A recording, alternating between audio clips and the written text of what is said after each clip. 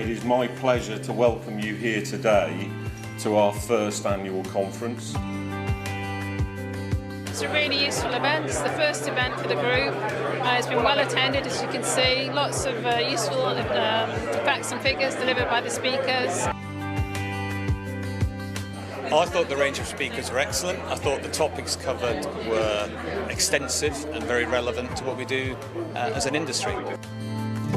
Really enjoyable. I'm glad I came. Guest speakers, more detail than I thought we would be getting actually. So, and especially in the environment that we're facing at the moment with so much uncertainty, it was actually useful to hear what the professionals' opinions are. What's clear from it is that everybody recognises that housing delivery. Good morning everyone, and welcome to the second LPDF annual conference, and of course the first to be held virtually. And if I'm honest, I hope it will be the last to be held virtually as well, and that next year, as we showed in that introductory video, we will be all meeting face to face again. Look, we've got a great lineup of speakers for you today who will all look to provide their perspective on housing delivery, whether that be in the context of planning law, house building, the macroeconomic environment, the market, or local and central government. As this conference is already scheduled to take up the whole of our Thursday morning, there will be no overly long oration from me. I'm sure many of you will be delighted by that. However, I'm not one to let an opportunity to say a few words pass, and this morning I wish to re-emphasise on behalf of our members our commitment to the speedy delivery of land to be sold to the widest possible range of house builders and housing associations, enabling the delivery of affordable housing, community benefits, and wherever possible, all done through a plan-led system. Yet here is the rub. At this time of apparent unanimity around the national need to build more houses, the desire for big ideas in respect of planning may stymie our ability to deliver those homes when our economy and those generations excluded from the property ladder expect and deserve more. Under cover of the white paper consultation, a growing list of local authorities, South Bucks, Chiltern, St Albans, Warrington, Bromsgrove, are abandoning work on their emerging local plans or integral parts of a plan already adopted. In addition, others are speeding up work on emerging plans to avoid the possibility that higher housing numbers may emerge in the short term. Both responses show that the unanimity on the national need is only skin deep, and yet just this week, the Local Government Association have highlighted that housing waiting lists may nearly double to 2 million by the end of 2021. In July 2018, the HBF estimated that increasing the annual supply of homes by around 80,000 would create in excess of 250,000 new jobs. And just this week, consultancy Arcadis reaffirmed the positive benefits that the construction sector can play in addressing the looming levels of unemployment. The house building industry, perhaps uniquely, could play an immediate role in providing jobs to those people who face unemployment as a consequence of the sectoral shifts created by the pandemic. I do believe the Prime Minister when he says that he wants to boost delivery. So today the Federation requests that the government make the following changes to the existing framework and guidance. 1, publish a revised standard method. Take account of the broadly universal comments of the industry, and it appears from reports in the press over the weekend, our politicians, to level up the proposed formula to provide for more new homes in the Midlands and the North at the expense of a reduction in London. Following this, launch a consultation about a methodology to make housing needs numbers binding. This could be by way of PINS-chaired SMAR level housing conferences with local authorities and all stakeholders present, following which the inspector's recommendations are provided to the Secretary of State for final approval. 2, that all strategic policies within local plans will become out of date unless the plan has been independently reviewed by the 5th anniversary of its original adoption. 3, empower local plan inspectors such that once a plan has been submitted to PINS for review, they have the ultimate responsibility to make a plan sound, whilst removing the ability of local authorities to withdraw that plan. 4, that there should be a national audit of the Greenbelt. Now, this should not be controversial, but it probably will be viewed as such. An Institute of Economic Affairs report of July 2019, co-authored by Jacob Rees-Mogg, effectively suggested just that, rightly proposing that a gradualist approach to its release was adopted to show communities that when done properly, it will be beneficial to all. 5, the government should continue with their proposals for the streamlining of the local plan system to create a simpler, faster track planning process, which allows continued and open public engagement. And 6, the government should immediately consult on a clear written ministerial statement highlighting the significant weight that should be given in decision-taking to the economic benefits of development, whilst also correcting the deficiencies in the interpretation of Para 11D of the framework relating to the so-called tilted balance and presumption in favour of sustainable development. Alongside these actions, there needs to be a turbocharging in the incentives given to local authorities who do deliver. We need to correct the decades-long underinvestment in the social and economic physical infrastructure of many local communities. Yes, the development industry will play its part in contributing, as it does now, but the new homes bonus alone is not a sufficient incentive. Such investment will also aid the government's levelling up agenda and show to communities the benefits that embracing new development can bring to everyone. Finally, government needs to increase the funding of local authorities so that the appropriate investment can be made in planning functions in order to improve the human resource and use of technology within the process. As a society, our perspective on planning needs to change. We need to move away from perspectives where planning departments are viewed with cynicism to a position where they are seen as critical to the improved functioning of our communities and can lead to a betterment in how each and every one of us can live our life. For our part as land promoters, we need to work as we do now, not only to ensure that developments are brought forward quickly, but that we embrace the agenda of quality, design, and the green revolution. We need to find ways of taking greater responsibility for what our purchasers deliver so that it accords with the vision that we have sold to the community. In expecting more of local authorities, it is only right that they will expect more from us. Perhaps in doing this, land promoters will be seen to be the effective facilitators to speedy quality delivery of new homes, which, working with our customers, we know we are. This government has a huge opportunity. It can reset the housing delivery debate now, quickly. In so doing, it can fulfill its promise to build back better and seize an unlikely opportunity out of this global pandemic of 2020. The government can be assured that should such changes we have outlined today be enacted, our members stand ready to commit significant capital to help deliver the new homes that this country so desperately needs. Thank you. So on to our virtual conference. Each speaker has been allotted 15 minutes, at the end of which there will be an opportunity to ask 2 or 3 questions. There's the question and answer facility at the bottom of the screen, so please keep the questions coming in. I'll choose 2 or 3 and obviously speakers will give their responses. It's a relatively tight schedule and we don't want to be going on beyond this morning.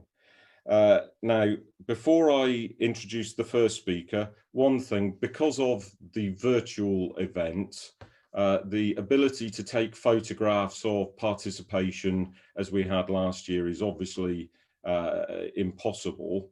But what we would like is people to send in their photographs of themselves watching the event, amusing ones readily accepted, just so that we can get the social media profile of the event up for the Federation. And the 5 best photographs will each receive a bottle of champagne. We haven't decided who the judging panel is, but it'll probably include me. Now, the first speaker, onto the first speaker, and there is a change to the scheduled speaker. It was due to be Christopher Young, QC of number 5 Chambers, but he is at inquiry this week, and the inspector decided to change his timetable for the hearing. Now, at very short notice, and we are very, very grateful, Peter Goatley, who is joint head of the planning practice at number 5 Chambers, has stepped in to give us our thoughts on the planning environment, the legislative environment as it affects housing delivery over the coming period. And I'm sure Peter won't mind me pointing out, he's also the QC who had a very positive success very recently, where that very tilted balance was used by an inspector to justify allowing an appeal for 250 dwellings in northeast Derbyshire. So very well done, Peter, there. They have been very rare over the recent past. So over to Peter for his thoughts. Keep the questions coming in via the Q&A tab, please. Good morning. Thank you, Paul. My presentation is aiming to provide some reflections upon the proposed changes to the planning system and the process by which those changes may come about. Now, you'll be pleased to know I'm not going to undertake what lawyers would describe as an extensive exegesis of the terms of the proposed reforms. Firstly, although I will look at some of the changes proposed, the generality of those proposed reforms are really largely well known. Secondly, I think we must be cautious and realistic on what we think is actually likely to appear in the legislation and policy. Because fundamentally, although some change is coming,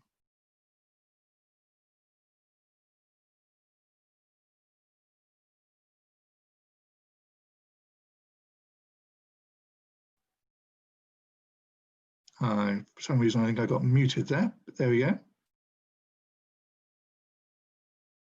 I think it would be simply premature at the moment to say what those changes will be, how significant they will be in practice, and when they are likely to be in force, if at all. The underlying point is that by its nature, planning is intensely political. And by that, I mean just about everyone has a view upon it and what should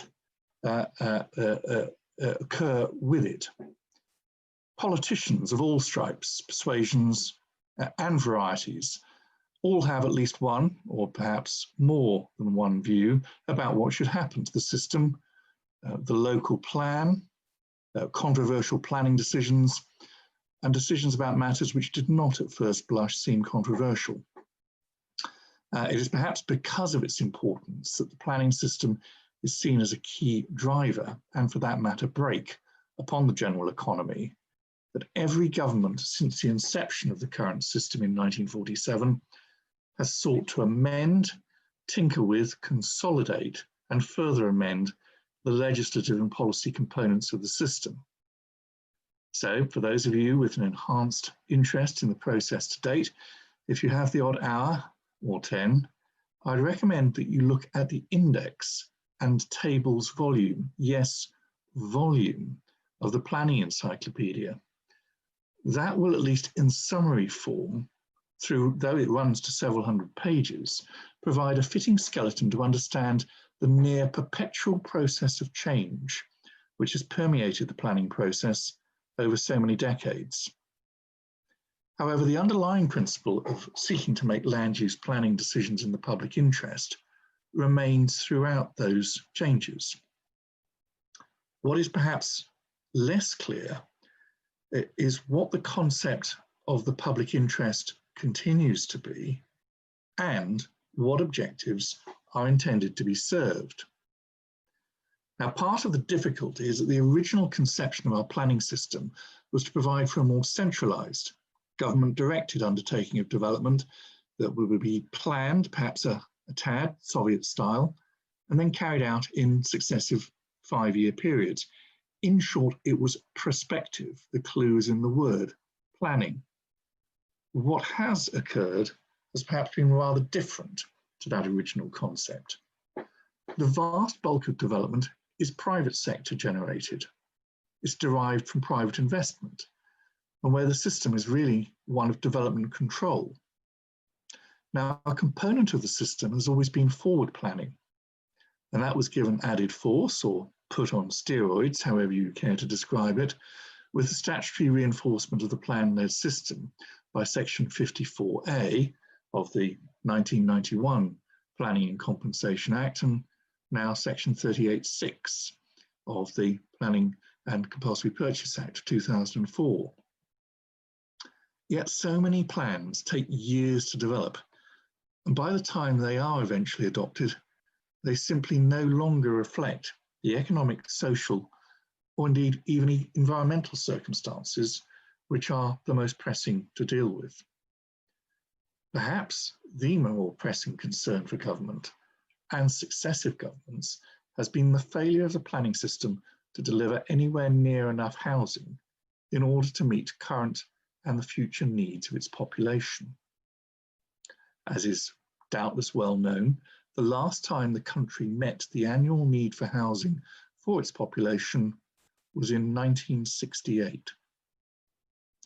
It has been the subject of successive reviews and reports. Who remembers Kate Barker? None of which have given rise to the necessary scale of increase in housing provision which is required. Now, not only does that fail to meet the housing needs of the population, it also creates recurrent cyclical economic problems, including from time to time rampant inflation and economic dislocation of resource relating not only to construction but to other industries. Now, it's against that background that the present government has made its radical proposals to boost housing numbers to perhaps 337,000 dwellings per annum by the mid-2020s, and a radical change of the development plan system with the identification of growth areas that are deemed suitable for substantial development, renewal areas that are deemed suitable for development, by inference not substantial development, and protected areas, which by implication would not be considered suitable for development and in any event subject to more stringent development controls. Interestingly, despite the desire to increase housing numbers, the government is explicitly considering scrapping the 5-year housing land supply requirement, ostensibly on the basis that in this brave new world, it would no longer be required. My observation is that the experience of most planning professionals would suggest that the 5-year requirement is one of the very few that continues to provide pressure on at least some authorities to ensure that land for housing continues to emerge. Perhaps for that reason, it's been substantially neutered in Oxfordshire with its growth deal, and where a neighbourhood plan has been in force for less than 3 years. Further, government policy since 2012 has in effect removed that requirement from any authorities which are substantially affected by Greenbelt designation within their authority areas. The consultation proposals from government also seek to provide for a statutory timetable of no more than 30 months for plan preparation, with sanctions for those who fail to do so. Delivery of development plans within that time frame for preparation would appear at the very least surprising. The imposition of sanctions for those failing to deliver in a timely fashion? Leave you to think on that. As we know, some authorities, including Bromsgrove, South Worcestershire and Winchester, have apparently been so discombobulated by the White Paper's reforms that they've paused their local plans. So much for a plan-led system. There are a plethora of other proposed changes from government, including the acceleration in the process for determining planning applications with shorter and more standardised application forms. Clearly, that would be welcomed. But these are promoted in anticipation that there would be many fewer appeals. One would have to ask rhetorically, is that really likely? Experience would suggest that, to put it mildly, it would be a rather surprising outcome. So what are we to make of these proposed changes? At face value, they may be described as brave or even courageous. I will look further at decoding these terms a little later. Whatever be the case, those likely to be impacted in a way in which they dislike would be perhaps less enamoured with them. As I said, the planning system and any proposals for change is highly political, and to that extent I would respectfully suggest that it is necessary to approach the prospect of the current proposed changes with a very substantial degree of caution. Many local authorities, particularly those in the south and southeast of England, have reacted with undisguised horror at the prospect of having to accommodate substantially more development, especially for housing, in their local authorities if the current proposals were to come to fruition. A number of commentators and consultancies have analysed the consequences, both numerically and geographically, if the government's present changes took place. Recognition of those consequences have led to wide-scale political controversy at the local authority level and consequential controversy at parliamentary level. If widely circulated briefings are believed, there is a WhatsApp group of at least 100 Tory MPs opposed to the government's reforms, and in particular its proposed new algorithm for the assessment and distribution of housing requirements. I will turn to that briefly shortly. But remaining with the political scene, it must be borne in mind that each MP is critically dependent upon local politicians for support and vice versa. It is perhaps for that reason that the Minister for Housing has described the various consultant analyses as speculation. It is necessary to decode political language, and it should be noted it has not been suggested that the numerical analyses are wrong or even somewhat flawed. The lifeblood of local politics, which inevitably flows into national politics, is the ability of local politicians to stand for election on the basis of developments they have championed and, sadly much more often, the developments that they have opposed. To my mind, it would seem improbable in the extreme that there will be adequate parliamentary support for the range and depth of changes suggested in the White Paper and allied reforms.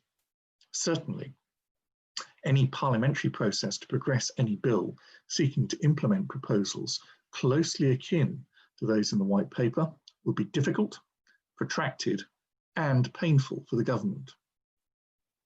As we know, the consultation process on the various proposed changes, which ended last month, will take a number of months to conclude. And it'll be interesting to see, not only in light of those representations, but also various parliamentary discussions, what proposals will actually come forward. Finally, as Harold Macmillan was said to have opined, there are events, dear boy, events, which could disrupt any proposals for reform. A number of those are evident today. Coronavirus, the government's responses to it, the recent rotation of government advisors, and the departure of key drivers for the most radical changes. However, does that mean that I'm suggesting there will be no new planning bill or other changes of policy? No. However, I would be extremely cautious in suggesting that any future planning act is likely to comprise the ostensibly radical components contained in the White Paper. My suspicion is the government will instead say, we have listened, and produce a more nuanced and, if anything, rather more evolutionary set of proposals that have been tabled to date. I said I'd say a little more about the algorithm. This is the revised standard method for ascertaining housing requirements. Almost everyone is aware of the difficulties of seeking to utilise the earlier formulation based upon housing projections, as these were the product of earlier consistent and chronic under-provision of housing.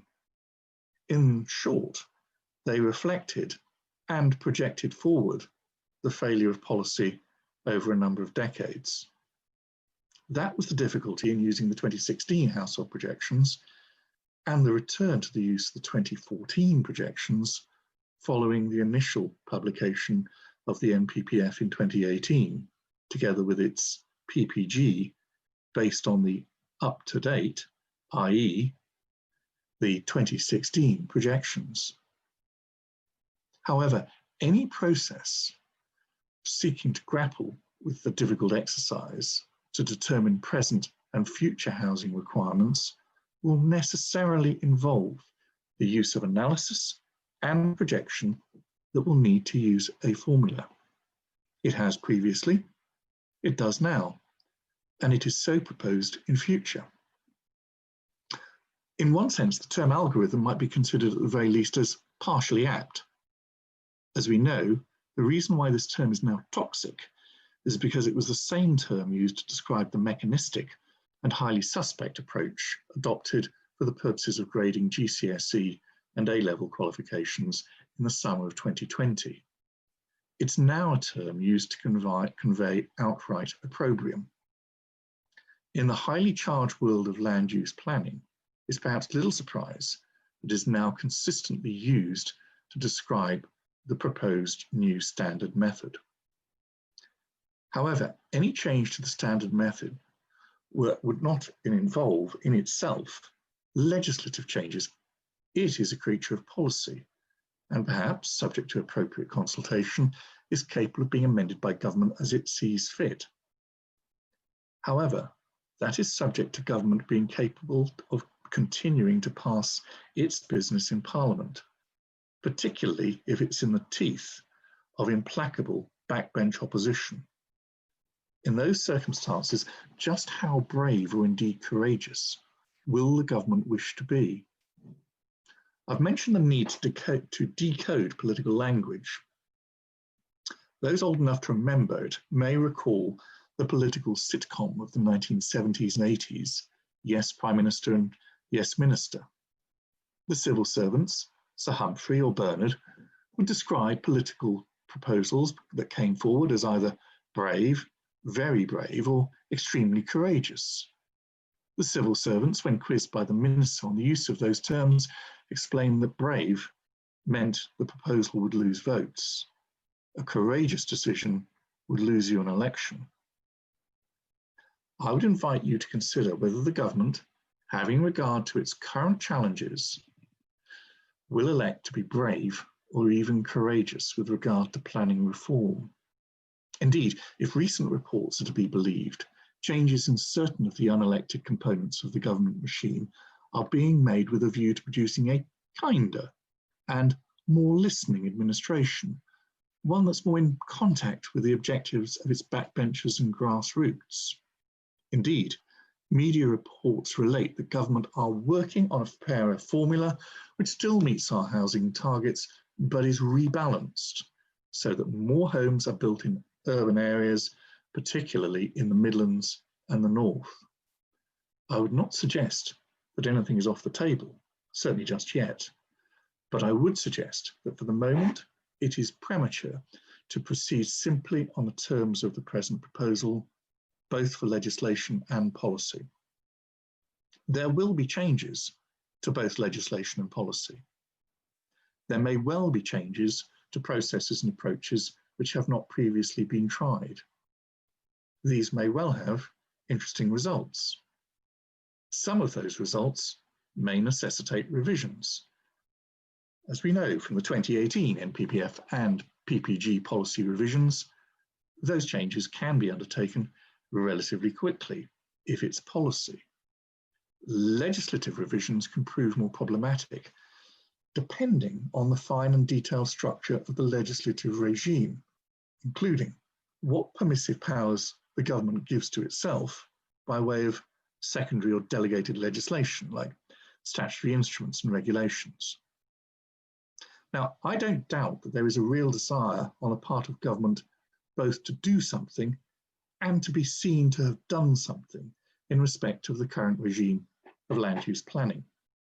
However, both experience and a cool-headed assessment of likely political arithmetic suggest that any policy and legislative change that will transpire is likely to be more nuanced and more evolutionary rather than revolutionary, irrespective of the language used by some.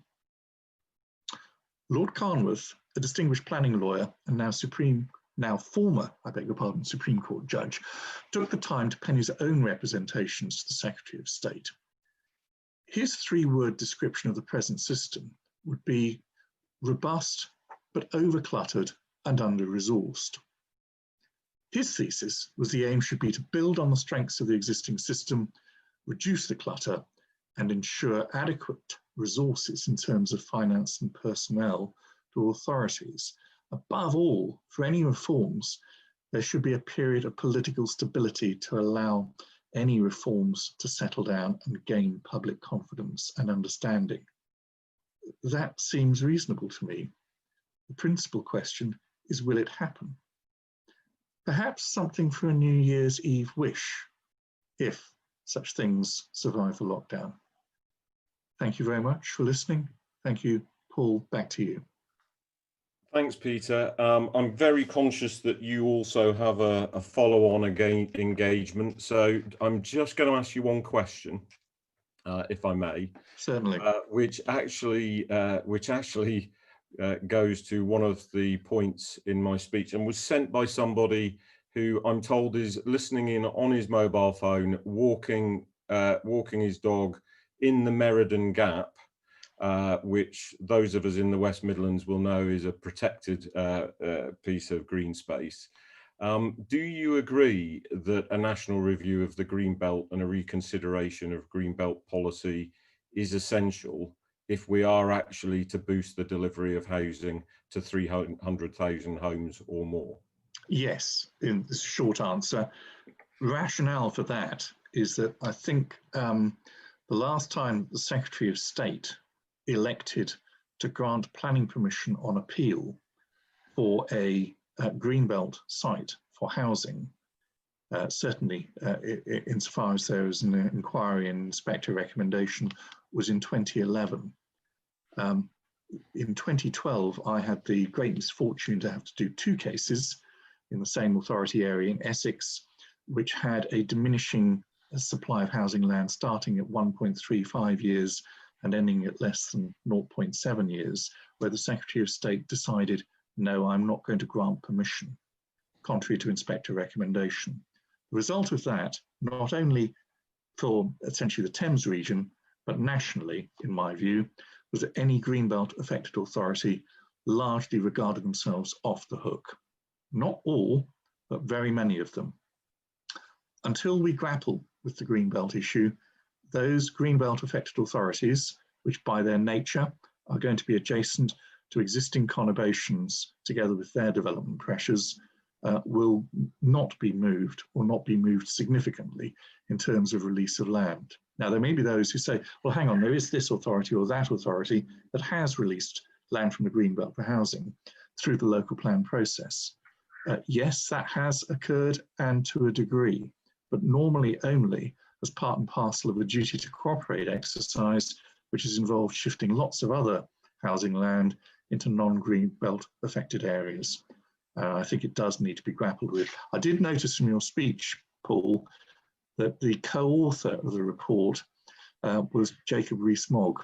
Any who've had experience of North Somerset might not necessarily find him the most championing advocate of Greenbelt delivery, but I'll leave that for others to think on. Thanks, Peter. Look, thank you, and once again, thank you for stepping in at the last minute for Chris. Very much appreciated. very informative, and thank you. My So, pleasure. Thank you very much. Thanks, Peter. So we now turn to Lucian, Lucian Cook, who is Head of Residential Research at Savills. He really needs very little introduction from me because he's one of the country's foremost speakers on the subject area, on the market, heads up a team of 36 analysts and team members at Savills. And I will turn over the screen to Lucian. Just one reminder, questions and answers, please, to be asked at the end of each speaker's presentation. Thank you. Great. Thank you, Paul. Hopefully you can see in front of you the image which I've chosen to start my presentation of a black swan. Which is sort of a symbol of unexpected events that can have dramatic impacts upon markets. And so I thought it was very much appropriate in the circumstances to start with something like that. What I wanted to do is take you through a vast array of charts and graphs to explain what's going on in the UK housing market, what might happen going forward, and how that might apply to the development and house building industry going forward. So let's start off with an image of Usain Bolt to remind us that things have changed incredibly quickly and quite significantly over the period since the inception of the pandemic. What I'm starting with here is a chart which I think puts that into context. It is the index of monthly economic output, but which puts the recent events into context, just in terms of how deeply the economy has been effective and how rapidly to date it has bounced back. Clearly, it faces some challenges going forward. So in many ways, this has been an economic disruption unlike any other. And as a result, the impact on the housing market has been very different to that of previous recessions.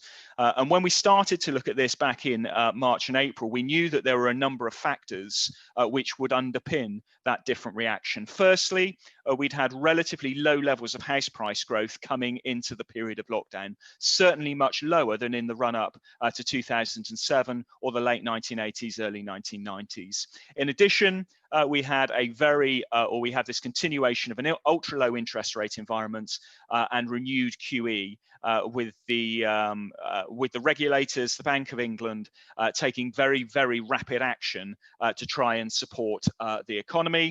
That's supplemented by government with its swift action to support jobs and household finances, which in reality has prevented forced sales coming to the market. In addition to that, and perhaps quite unexpected, given how quickly the market appeared to be recovering, we had a pretty rapid response stamp duty holiday announcement, which has further sort of tapped into the national psyche to do anything they possibly can to avoid paying stamp duty and therefore support activity in the housing market. But put all of those to one side, I think the one thing that has fundamentally changed the housing market and the response to the housing market more than any other is the way in which the experience of lockdown has made people reassess their lifestyle and therefore their property needs. And that has been a significant catalyst for them to move as soon as the housing market's reopened. And that's reflected in this slide. As you will appreciate, I choose my images quite carefully. This is the best image I could come up with to demonstrate the extent of the bounce in the UK housing market. On the chart on the left-hand side, you can see what's happened to UK house prices and also an indication there from the RICS as to what's happened to new buyer inquiries. So falling very dramatically during the period of the first lockdown and then recovering very, very significantly. And that really reflected in a return to house price growth and quite a rapid return to house price growth. Of course, that's one thing. What we also want to look at is activity within the market. So the chart, which you can now see, hopefully on the right-hand side, takes some data from the data provider 20CI, and it looks at what's happened to the number of sales which are agreed each week. So those are newly agreed sales. It looks at new instructions and it looks at levels of price reduction. And it shows very, very clearly how the market contracted during the period of lockdown, but the extent of that bounce back, with levels of new sales, even in most recent weeks, about 50% higher than the same period last year. And that's slightly outpacing the extent to which new property has come to the market, but also a reminder of the economic backdrop there, that there is only so much elasticity around pricing in current market conditions because people are acutely aware of issues of things such as job security, stability of household finances. And it really has been the people with stable household finances who have driven the market over the recent past. And that means the market has meant different things for different people. It is not a one-size-fits-all recovery. So here we have some horrifically stereotyped images of different households. Let's start with that on the left, and the mortgaged first-time buyer. You can see that they have been at the forefront in the recovery of housing transactions since 2013, but they, as a result of lockdown, have been put under somewhat more pressure. Less availability of high loan-to-value or loan-to-income mortgages, meaning that for them to be able to get on the housing ladder, they have been increasingly reliant on both Help to Buy and the Bank of Mum and Dad. And that's something I think you will see continue over coming months and years. By contrast, it's been the mortgaged home mover who perhaps has put off their decision to move since at least the EU referendum, which has been opened up as a result of the lockdown. So the experience of that lockdown, working from home, living on top of your family, a real understanding then that there's only so much you can do by extending your home and putting in bifold doors. There comes a point at which you do need to trade up the housing ladder, and they've really been at the forefront in the increase in activity of the housing market. If we move on and we look at buy-to-let investors, well, for them, I think it's been a pretty mixed picture. The expectation that interest rates are going to stay at this very low level for a more prolonged period has essentially taken some of the pressure off existing landlords where they have faced the prospect of reduced tax relief on their mortgage interest payments. For them, increases in stamp duty come as something as a double whammy to their finances, given they're also getting less tax relief on those. So that low interest rate environment has taken some of the pressure off. Nonetheless, for those who've had their fingers burnt with things like non-payment of rent, that has, and I think will continue to temper their desire to either expand their portfolio or perhaps maintain it as its existing side. And we know that part of the market has been very heavily affected by pressures of regulation and taxation previously. And then you have cash buyers. So these are probably those least affected by all of the events of the recent past. They're relatively able to respond to these changing lifestyle drivers, and they're unaffected by some of the constraints on the availability and processing capacity of the mortgage providers. So that's looks a little bit in terms of different buyer groups. How have things played out against the new build market? So here again, what you can see in terms of the line, the maroon colored line with some wonderful dots, what's happened to those agreed sales. That's that 20 CI data shown in a fairly different format. And you can see the extent to which the activity has been week on week, and that recovery to 50% above the levels seen at the same point in last year. And you can see to an extent by looking at the number of new EPCs issued, so these are EPCs for new dwellings, that housing delivery has responded to that and has been in quite a good position to respond to that, given that the second-hand market hasn't matched up sales with new instructions, but still the constraint on construction capacity means that there is a gap between the two. In terms of where that activity has taken place, what we've done here is map new sales compared to the same time last year for the last 4 weeks. And that shows you a few things. It certainly shows you that within Scotland and Wales, where they've had tighter restrictions for longer, those have impinged on housing market activity, and therefore that may well be the case as a result of the second lockdown. Across London and the remainder of England, it is very much a mixed picture. So the northern metropolitan markets, generally same levels of activity as last year, if a little above, but the strongest activity has been in London's hinterland as people rediscover their love of the country. They consider they're likely to work from home more often, commute less often, and that's driven demand out of London and into commuter land and beyond. And the other markets that have performed very strongly are those lifestyle relocation markets, primarily in what are primarily rural areas, whether that's the South Hams or North Devon, whether that goes up through into parts of Suffolk, North Norfolk, and indeed some of the coastal markets that offer that lifestyle change. So undoubtedly there, not a one-size-fits-all approach. The question really then is what happens next? What have recent events, whether they're this 4-week lockdown or indeed the discovery of vaccines, what are they likely to mean for the market going forward? Well, certainly as far as the economy is concerned, it does mean that we're going to be moving from something from a V to a W. And I'm delighted that this is the case because it gives me the opportunity to give you a picture of the Beastie Boys, something which you rarely find in any other housing market presentation.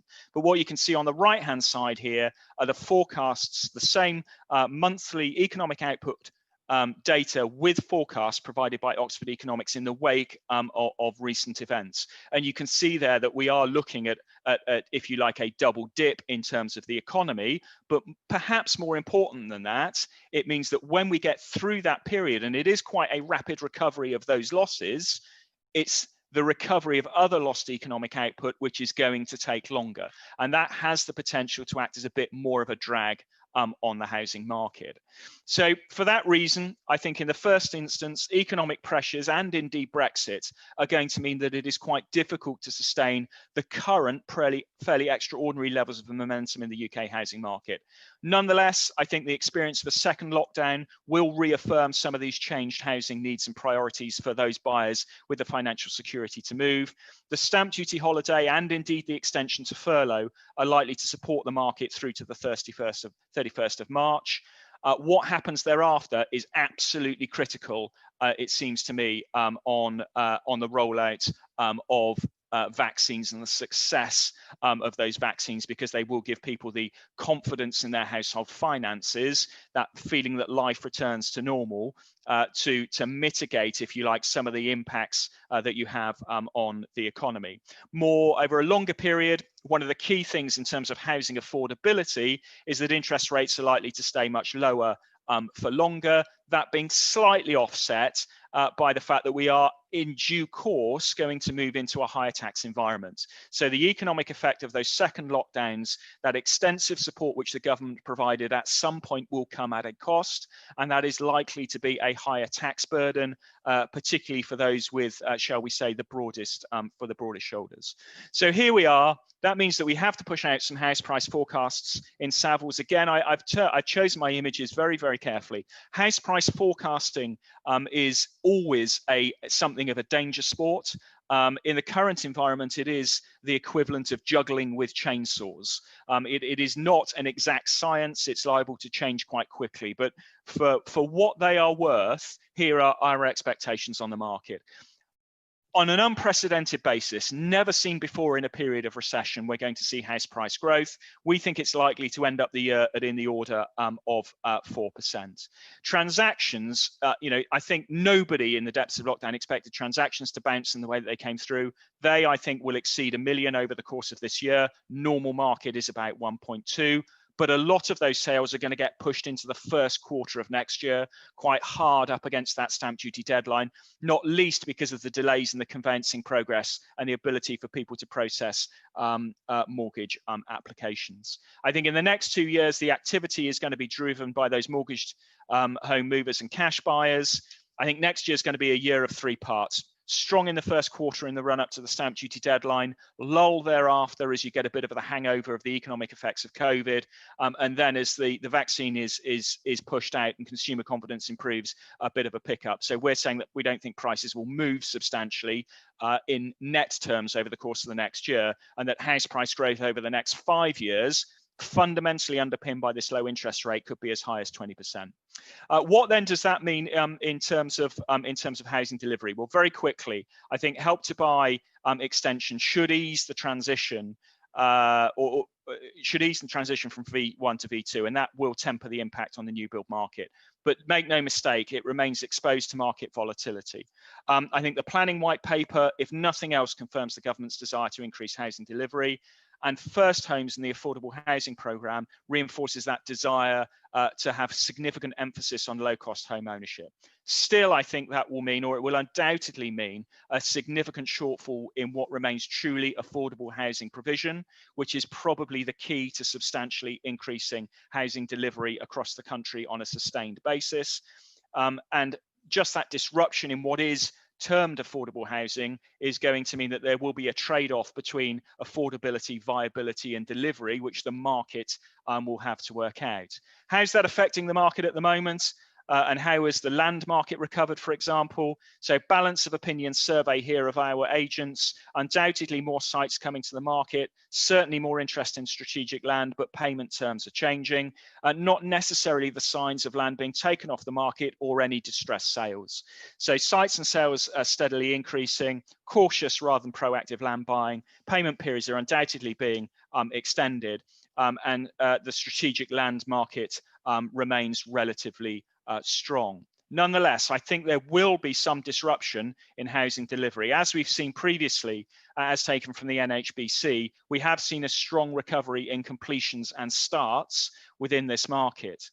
However, if we look at the number of starts at new sites where you are breaking ground for the first time, those haven't kept pace with the level of delivery on existing sites, and that could hint at an undersupply of homes at some point over the course of 2021 and 2022. So how do you fill the gap?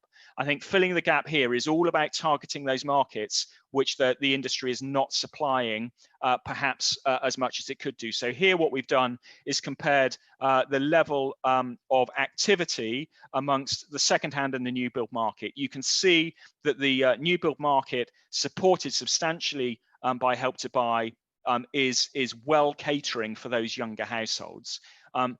Much more balanced when it comes to those established households, but it does mean that there remains this opportunity at the top end of the housing market or the other end of the ladder of the housing market, and particularly accommodating downsizers, which I still think is the last really unexploited opportunity within the house building and indeed housing market more generally. I hope that's helped. That's me done. Thank you. Thanks, Lucian. Again, conscious of time, but just a couple of questions that you perhaps alluded to. First of all, Lucian, in terms of, we're all very conscious that at some point the tax man cometh, and I'm just wondering how you see the impacts of higher tax regimes on the housing market going forward, and change tax regimes. And probably I'm thinking about changes to to capital gains tax in relation to that. Yeah, so we had a report from the Office of Tax Simplification. I think it was issued last week actually, which unsurprisingly talked about harmonising rates of capital gains tax and income tax. And it also talked about reducing the annual allowance. Now, on the face of it, that increases the stamp duty liability. And it means for those people with investment properties or second homes who were wavering, you would suggest that means that brings those to the market much more quickly.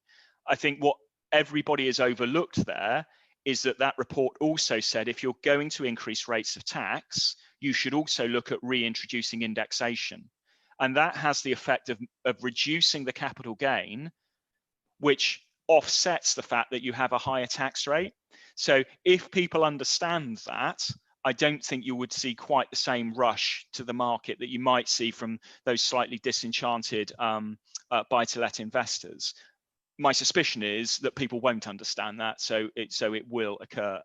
It will occur anyway, and that will put, I think, more longer term, possibly a bit of a dampening effect on investment, which plays very neatly to the government agenda around home ownership. Yeah. I'm also conscious there was I think it was the Social Markets Foundation that suggested that on all property, including your principal property, there potentially should be capital gains tax of 10% brought in on gains, but that in return we just did away with stamp duty, and we did away with inheritance tax on principal property as well. which I think is quite an interesting take on raising funding, but simplifying the wider tax actually. Yeah, and I mean, I think one of the problems you've got fundamentally is that property taxation has been tinkered with so much at an individual tax level over such a long period that we've ended up with something that is unduly complicated. I think, you know, the issue with all of these things, particularly taxing people's private residence relief, is that it does run the risk of sucking some of the equity out of existing homeowners' housing wealth. And of course, what we know in the current market is that that equity is absolutely crucial to being able to get the mortgage to be able to move. So you need to look at that very carefully. You could find that by doing that, you unintentionally suppress housing market activity. And we go back to this period where you don't get people trading up the housing ladder. And that just embeds some of the inefficiencies that we have in the way that we occupy our housing stock. Thank you, Lucian, and thank you for your presentation. Interesting as ever, and thank you very much. So on to our next speaker, who again, fortunately needs little introduction from me. David Smith was a speaker last year, so is back by popular demand. I'm already noticing his one of his technical indexes is up on the screen for his slides. David is the economics editor of the Sunday Times. He's been keeping us relatively sane during the last 6 months, I think, by trying to be as positive as he possibly can be on the situation that the country finds itself in. And he's written numerous books. He's a visiting professor at a number of universities in this country. And I'm going to hand over to David for a wider look at the macroeconomic environment. Thank you, David. Thank you very much, Paul. It's a pleasure to be talking to you again, and if only not in person, as we all say at the start of these events. And I very much enjoyed Lucian's presentation. I can tell you that I just before the first lockdown, I actually saw some black swans, some real ones. There are, if anybody's ever been, there are some at Chartwell, which is Churchill's old home in Kent, and I don't know whether the National Trust allows people to visit the gardens there now. It may even be that you could go and see them now, but there are real black swans around, and as he said, this is a black swan event. Nobody had this in their plans for the year back in December or January, so we're coping with something that is very different. Now, I want to take you through the economics of this. Now, unfortunately, because I know there's a lot of interest, I took the tax aspect of my presentation out, but we can talk about that if you like when we get to the end of this. And I hope this is not repeating too much of what Lucian was just saying. So how do we get out of this new kind of crisis, something none of us have seen before? Of course, we've had pandemics before. I've made a bit of a study of pandemics. Some of us have lived through them and noticed them. I suppose the biggest one in terms of its impact was the Hong Kong flu pandemic at the end of the 60s and in the early 70s, which, like this one, came in 2 waves, but also faded away, as most pandemics do. So obviously, we're all looking to what happens in terms of the vaccine, but I think we should also remember that although things seem very gloomy at the moment, these things don't hang around forever. You know, these pandemics have a life. They mutate. Sometimes they mutate dangerously, but mostly they mutate in a form that makes them less virulent. So I think that is one reason for thinking that we do get through these things. In terms of the impact, I had 4 questions. As I say, I didn't include the tax one. What kind of recession recovery we're seeing? Lucian referred to some of that. The K-shaped recovery, which is quite a new one on me, but I noticed that Joe Biden was talking about this the other day, is one in which some businesses and some sectors of the economy do pretty well, and we're seeing that at the moment, including in the housing market. So that's the upslope of the K. Whereas for others, and I suppose you could say hospitality is there, are still in the downward slope of that K. But V's, W's, Nike swooshes are the more conventional ways of looking at this. Can we survive this second wave? Can the housing market survive the second wave? And what about that low for longer message on interest rates? Let me elaborate on that. So running through these in turn, if we look at the global economy, obviously there has been a big hit to global economic activity. The blue line at the top, I hope you can all see my slides, the blue line at the top is what, in this case, the OECD expected to happen when it didn't know about the pandemic. The red line is its latest assessment of what is happening and what will happen as a result of this. Two things to draw from that. One is that it broadly is a V on a global scale, and that is because some countries, I mean, most notably China, where this thing probably started, has already come through its pandemic. I mean, it hasn't eliminated COVID-19, but economic activity in China is back to pre-COVID levels. The USA and Germany will have smaller recessions than we will have suffered. But also, I think the important message is that if you look at where that red line ends up, it is below the trajectory of where it was expected to be. So there's been a long-term hit to the economy as a result of this. We get back, but we don't get back to where we were expected to be before this struck. And that is also the message of most of the surveys of the UK. I think the important way to think of the COVID recession is that it's the deepest that any of us will have experienced. The consensus now is that we'll see a fall in GDP this year of something over 10%. Now that takes us above the fall in 1921, which was just under 10%. It takes us back, in fact, to the Great Frost of 1709. So a once in a 300-year recession, rather than once in a 100-year recession. But the important thing about it is it was compressed in a relatively short time. The 6 weeks between the middle of March, just before lockdown was announced, around the time I saw those black swans, up until the end of April, was the period in which economic activity collapsed, in which the recession happened. Economic activity fell by about 25% during that period, from which time, on most measures, we've had an economic recovery. So you can see that in the purchasing managers surveys, which measure business-to-business activity in manufacturing, construction, and services, the one I just showed, but most tellingly in retail sales. Retail sales are not only, and these volumes, not values, retail sales are not only back above where they were pre-COVID, but they're higher than they were a year ago. Now, of course, within that, there have been important changes that certain sectors, the supermarkets, DIY shops, DIY stores have done well. Clothing stores less so, because we're not going into the office so much, so we're not buying work clothes in the way that we did. And also, we've seen a big shift from physical retailing to online, gone up from less than 20% pre-COVID to roughly 30% now. Lots of more people are having home deliveries and buying from home. But the overall message from retail sales is quite positive. GDP, as Lucian showed, was also on the way back. Now, the fall is precipitous, as you can see there, but the rise has also broken all records. You know, the monthly GDP rise since April, from April to September, was of the order of 23%. Now, we haven't seen anything like that bounce in economic activity before, but of course it was preceded by the fall, and it left us below where we started. We've still to get back to where we were. And it's quite logical to think about that, you know, that this is a very short-lived recession.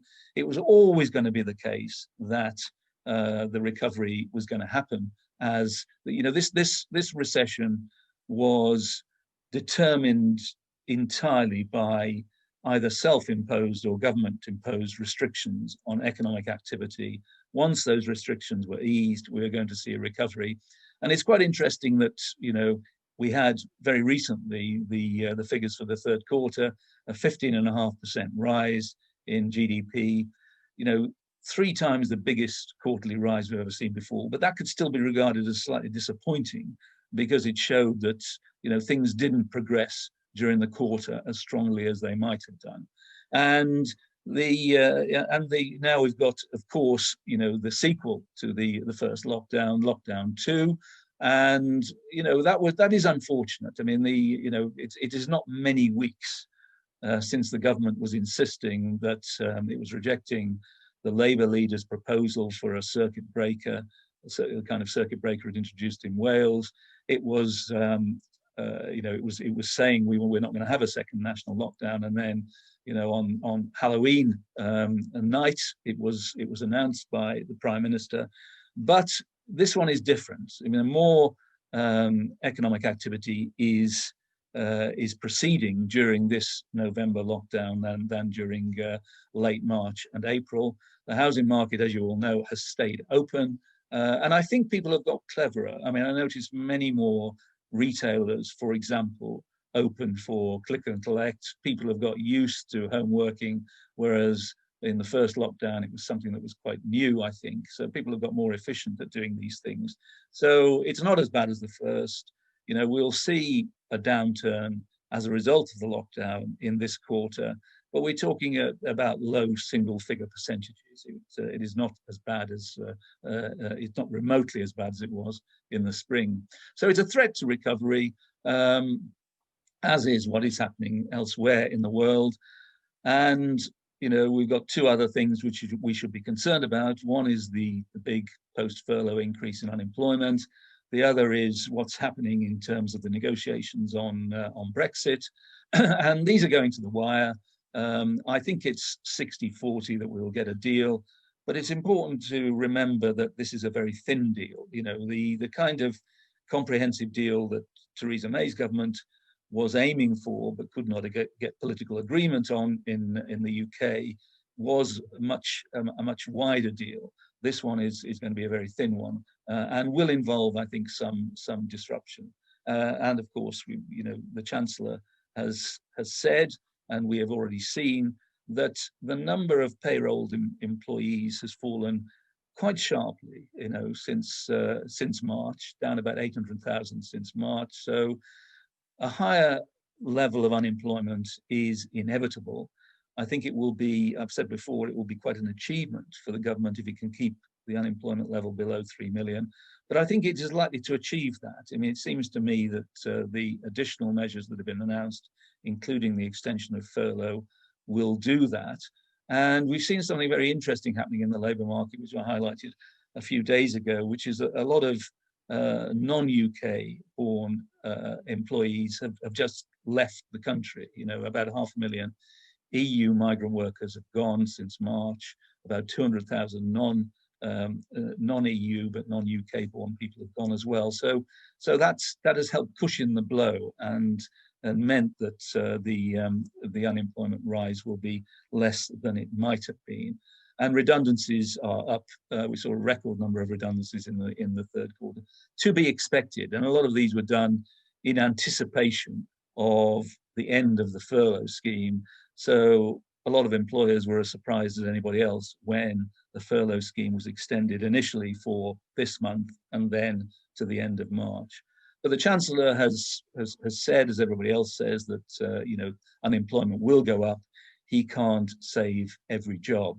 Now, it's interesting, and I think Lucy drew this out, that this is such an unusual recession in that, in spite of it, you've seen a real bounce in the housing market. Now, we see that in house prices. Any number of measures of house prices are either at their strongest since 2016, since before the Brexit referendum, or for a more limited time. The official house price measure, which was published earlier this week, showed again quite a strong rise. I think that was the strongest for about 2.5 years. So house prices have bounced back very strongly. I don't want to repeat what Lucian said.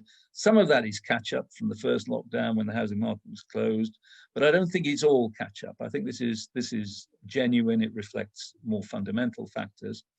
No particular worries given, we should expect the house price earnings ratio to be higher than its long run average, because interest rates are very low, but also because of the amount of equity in housing. That should produce a trend increase in the house price earnings ratio.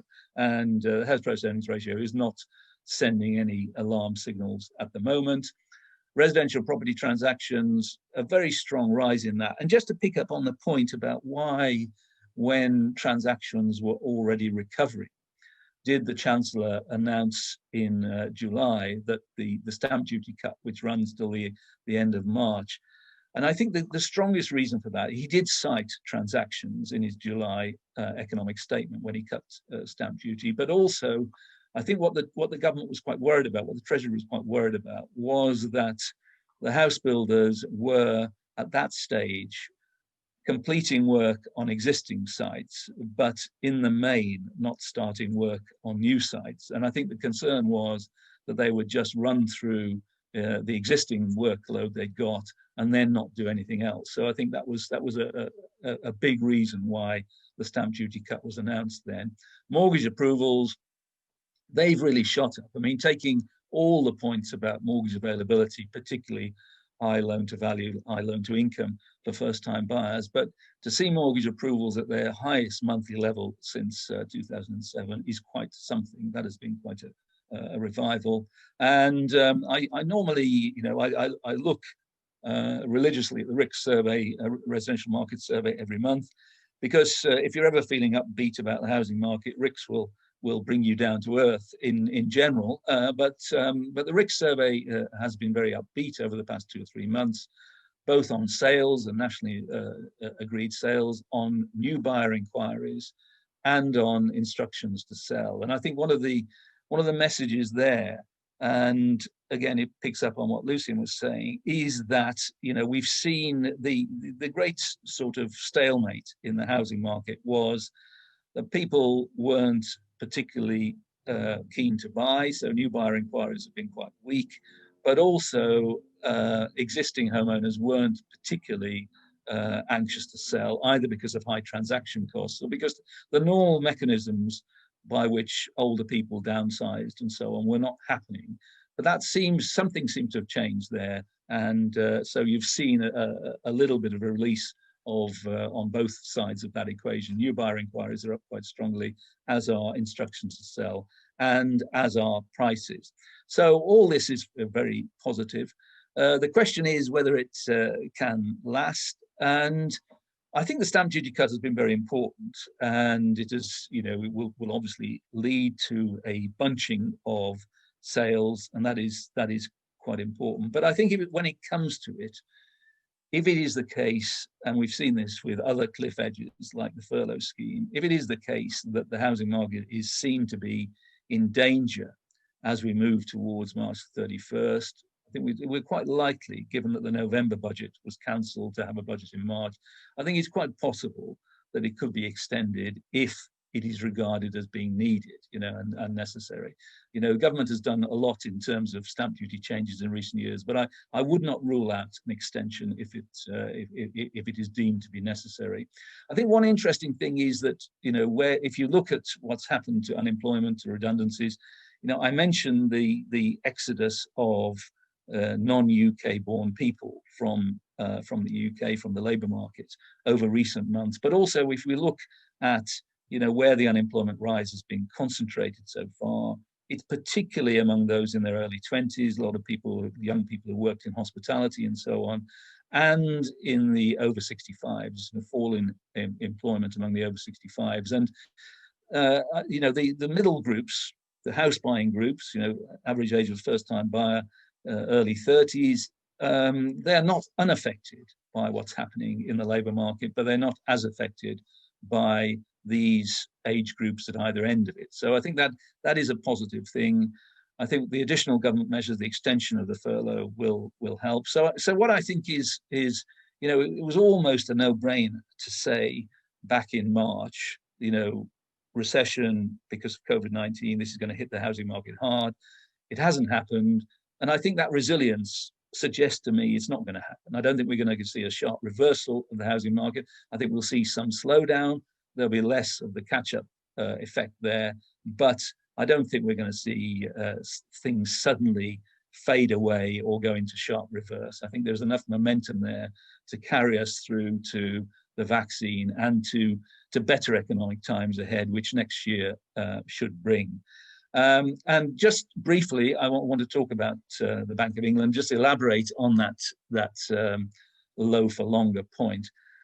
We've seen an enormous amount of additional, you go back to the start of this year, and the debate was within the Bank of England, when can we start reversing the quantitative easing that we've done since 2009? And they brought down the level of bank rate at which they could begin to unwind QE, instead of which we've seen more QE announced this year than in the previous 10 years. So still very much stimulating the economy, still very much boosting things.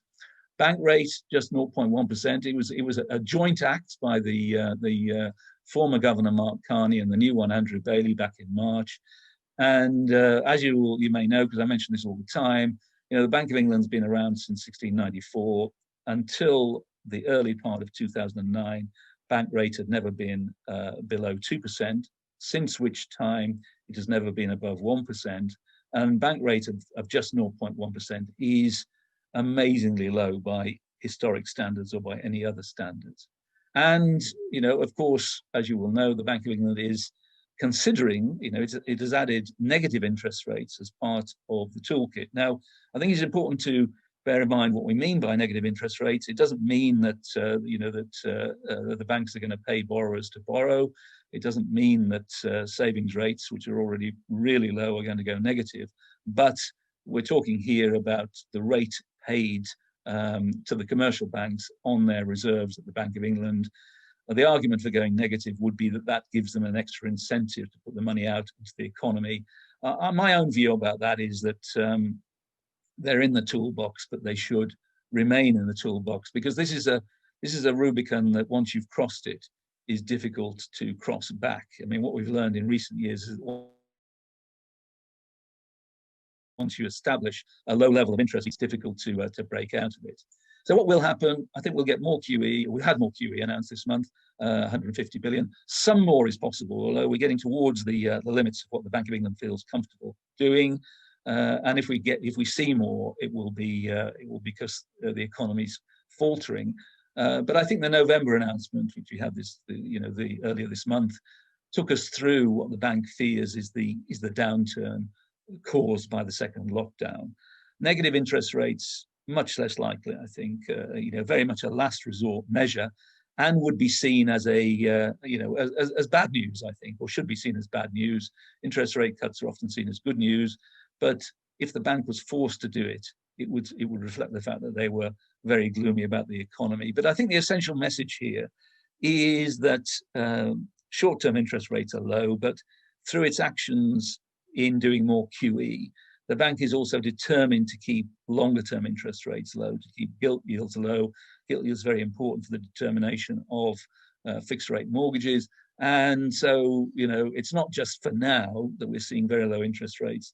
This is something that they want to preserve for the next 2 or 3 years to give the post-COVID recovery time to build. Now, we've got plenty of challenges for the autumn. I mentioned Brexit. We need to be more assured about what is happening in terms of availability of vaccines and so on, and how far the second wave goes. So it is interesting and challenging, but I can't leave you without providing an update on my skip index. And some of you may know this, the skip index is based on the number of builder skips in my street.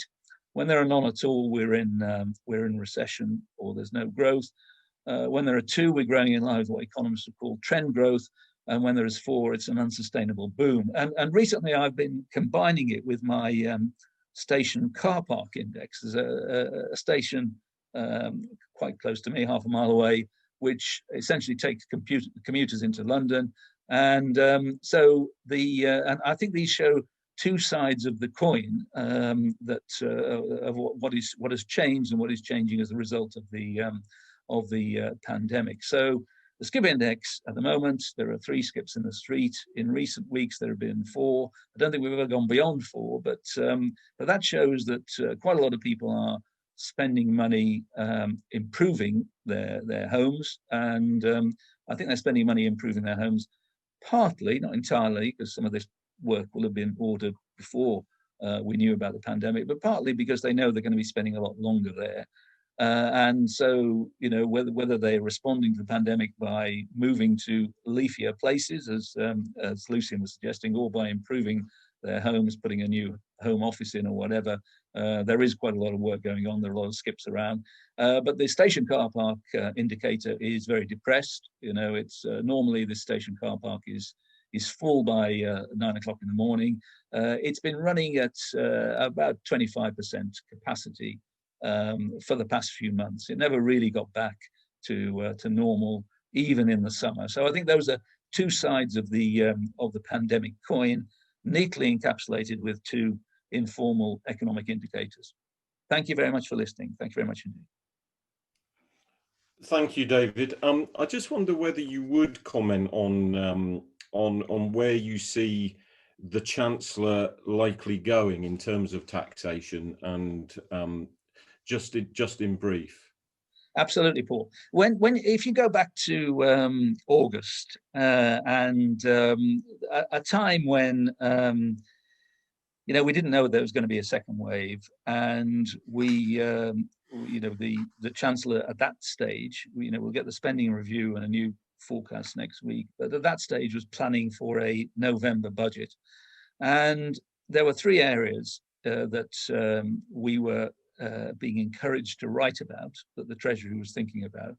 First one was the one you discussed earlier, which was capital gains tax, and equalizing capital gains tax with income tax, and that was why, of course, the report from the Office of Tax Simplification was ordered by the Chancellor, because he'd obviously been thinking about it. He ordered that report, and we saw the results of that next week. I mean, notionally, you know, doing that and restricting allowances could raise 14 billion a year, but of course, it's quite difficult to raise substantial amounts of money from capital gains tax, because people are quite good at finding ways around it. You probably stop the activity that results in CGT, and so it's not a great revenue raiser. At that time, that was not, you know, there was no suggestion at that time of taking up, you know, the Social Market Foundation and other measures of putting CGT on main residences. I mean, you know, I know that has been proposed,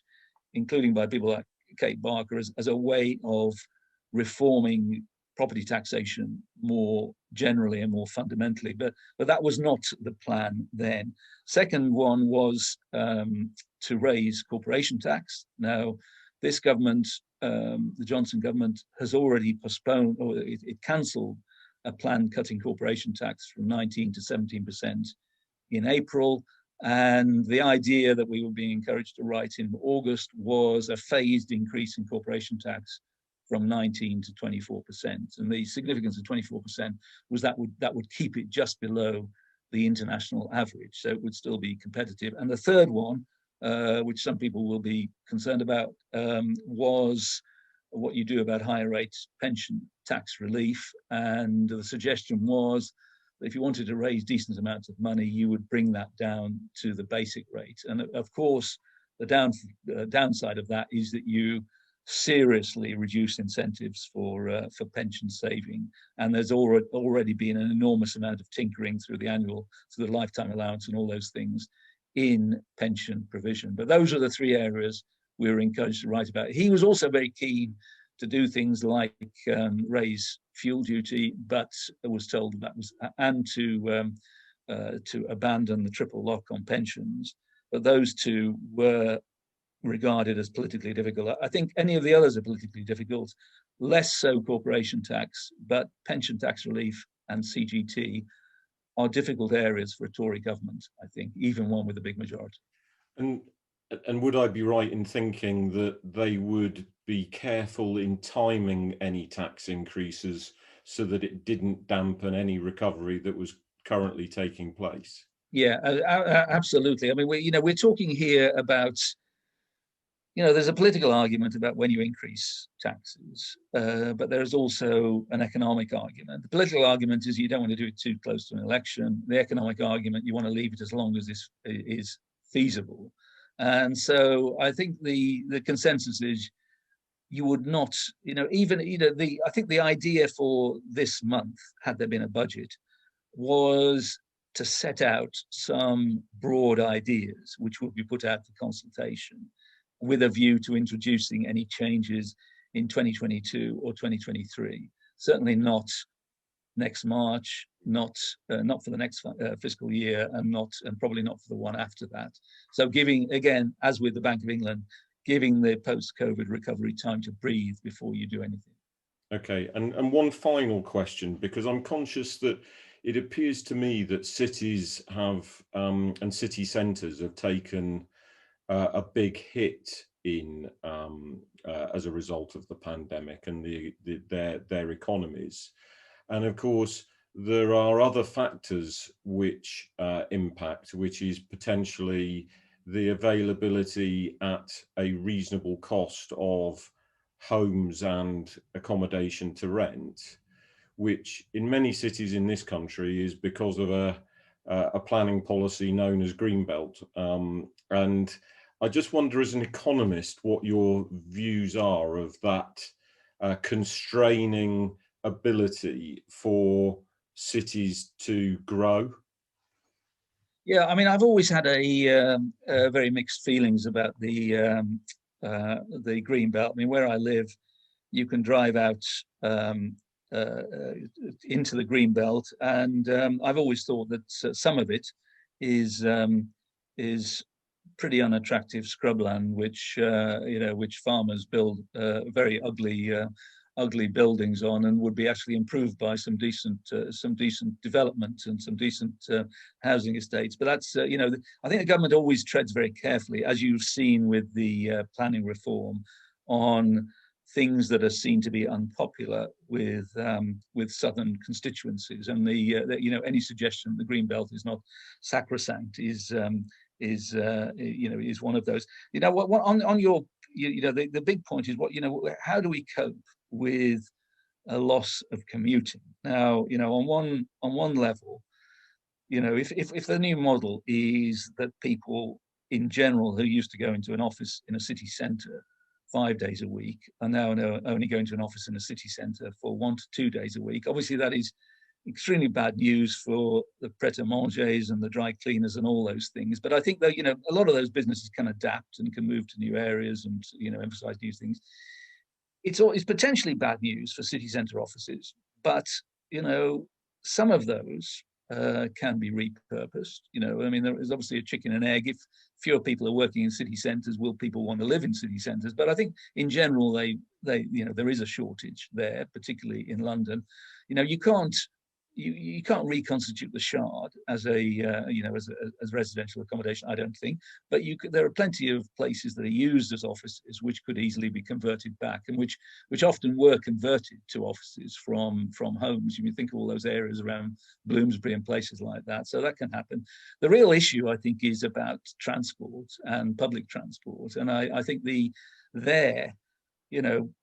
public transport providers can offer flexible season tickets and all those things, but at the same time, they're going to need an enormous and ongoing subsidy from government to remain viable during a period when there is much less commuting than was the norm before this. And so I think those are the big challenges of the kind of structural changes we're seeing at the moment.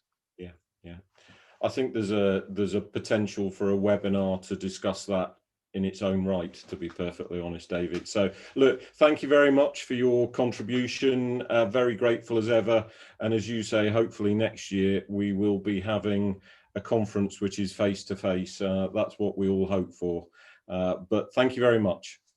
Thank you, Paul. So our next speaker, again, slight change to the schedule, but I'm very conscious that Stuart Baisley was at the Housing Market Intelligence Conference, I think on Monday. So a few people might have heard Stuart in any event. And Neil is stepping in for Stuart, and Neil is the managing director of the Home Builders Federation. Joined in January of this year. Probably didn't expect anything like the events of 2020 to unfold. and that's probably kept him very, very busy. Prior to that, he was Chief Operating Officer of the NHBC, and also I think what is quite interesting when yesterday the Prime Minister announces, or 2 days ago announces, the Green Revolution, was involved in leading the Zero Carbon Hub initiative in between 2008 and 2016. So Neil is joining us to give us the perspective of the Home Builders Federation on future delivery. Paul, could I just interrupt for a moment? I'm booked for 10:55. Oh, right. And at 11:30, I've got to go into a very important meeting to decide what we're going to do about lockdown in the eastern region. So, okay, Neil, Neil. I wonder. Well, that's absolutely fine by me. Well, no, fine. I'm very grateful, Neil, and I'm very conscious, John. So look, we'll shift around if that's that. I'm very grateful, Neil, for that. So a shift in speaker, as you've just heard, to Councillor John Fuller, who was first elected to South Norfolk District Council in 2003. He led the local Conservatives to take control of the council in 2007. In 2017, he was elected chair of the District Councils Network, and the LPDF have had a number of discussions with John in that role. He's also deputy leader of the Conservative Party group on the Local Government Association, and we've invited John along because I hope he's going to challenge us a bit in some of his views. I'm expecting that anyway, John. Good. Well, hopefully I won't disappoint. Yes, thank you for that introduction, Paul. And sorry to have just pulled rank there, but it was a sort of a timed thing. Look, the views I'm going to give are my own and not necessarily those of the Conservative Party, the District Councils Network, and the other councils and the other bodies, other hats I wear. All I will say is that a former uncle of mine used to make ballistic armour, and had we not been meeting on Zoom, I was going to wish that he'd left me one of his bulletproof jackets in his will, because let's face it, the LPAs and land promoters don't often make good bedfellows. I participated on a call last night, and with somebody who ought to be in a position to know the facts, and the new planning algorithm, I am told, will be published imminently. Now, I don't know exactly what it's going to look like, save to say that it was strongly hinted that the stories that appeared in the newspapers over the weekend were as briefed by government. So everyone's up to their old tricks again. I just hope, though, that with other announcements being made since then, for example, the establishment of new national parks and extensions in Gloucestershire, for example, that, you know, there is going to be a degree of join up on the numbers, because Cotswold was penciled in for a 400% increase, and now it's going to be 85% national park. Ho-hum. Right, okay. So before we put sort of fall out as me representing over 200 local planning authorities, let's see if we can get some common ground. The common ground is that the government isn't shifting on its ambition to deliver 300,000 homes a year. It's a manifesto commitment. And I think not all my colleagues agree, but at the moment, local authorities are planning for about 250,000 houses in aggregate. Yes, it goes up and down a bit, but you know, in aggregate 250. And to get to 300 is a 20% increase. We're all just going to have to suck it up. It's as simple as that. And so I think that's the first point. Secondly, you know, getting a roof over someone's head is, you know, our core business.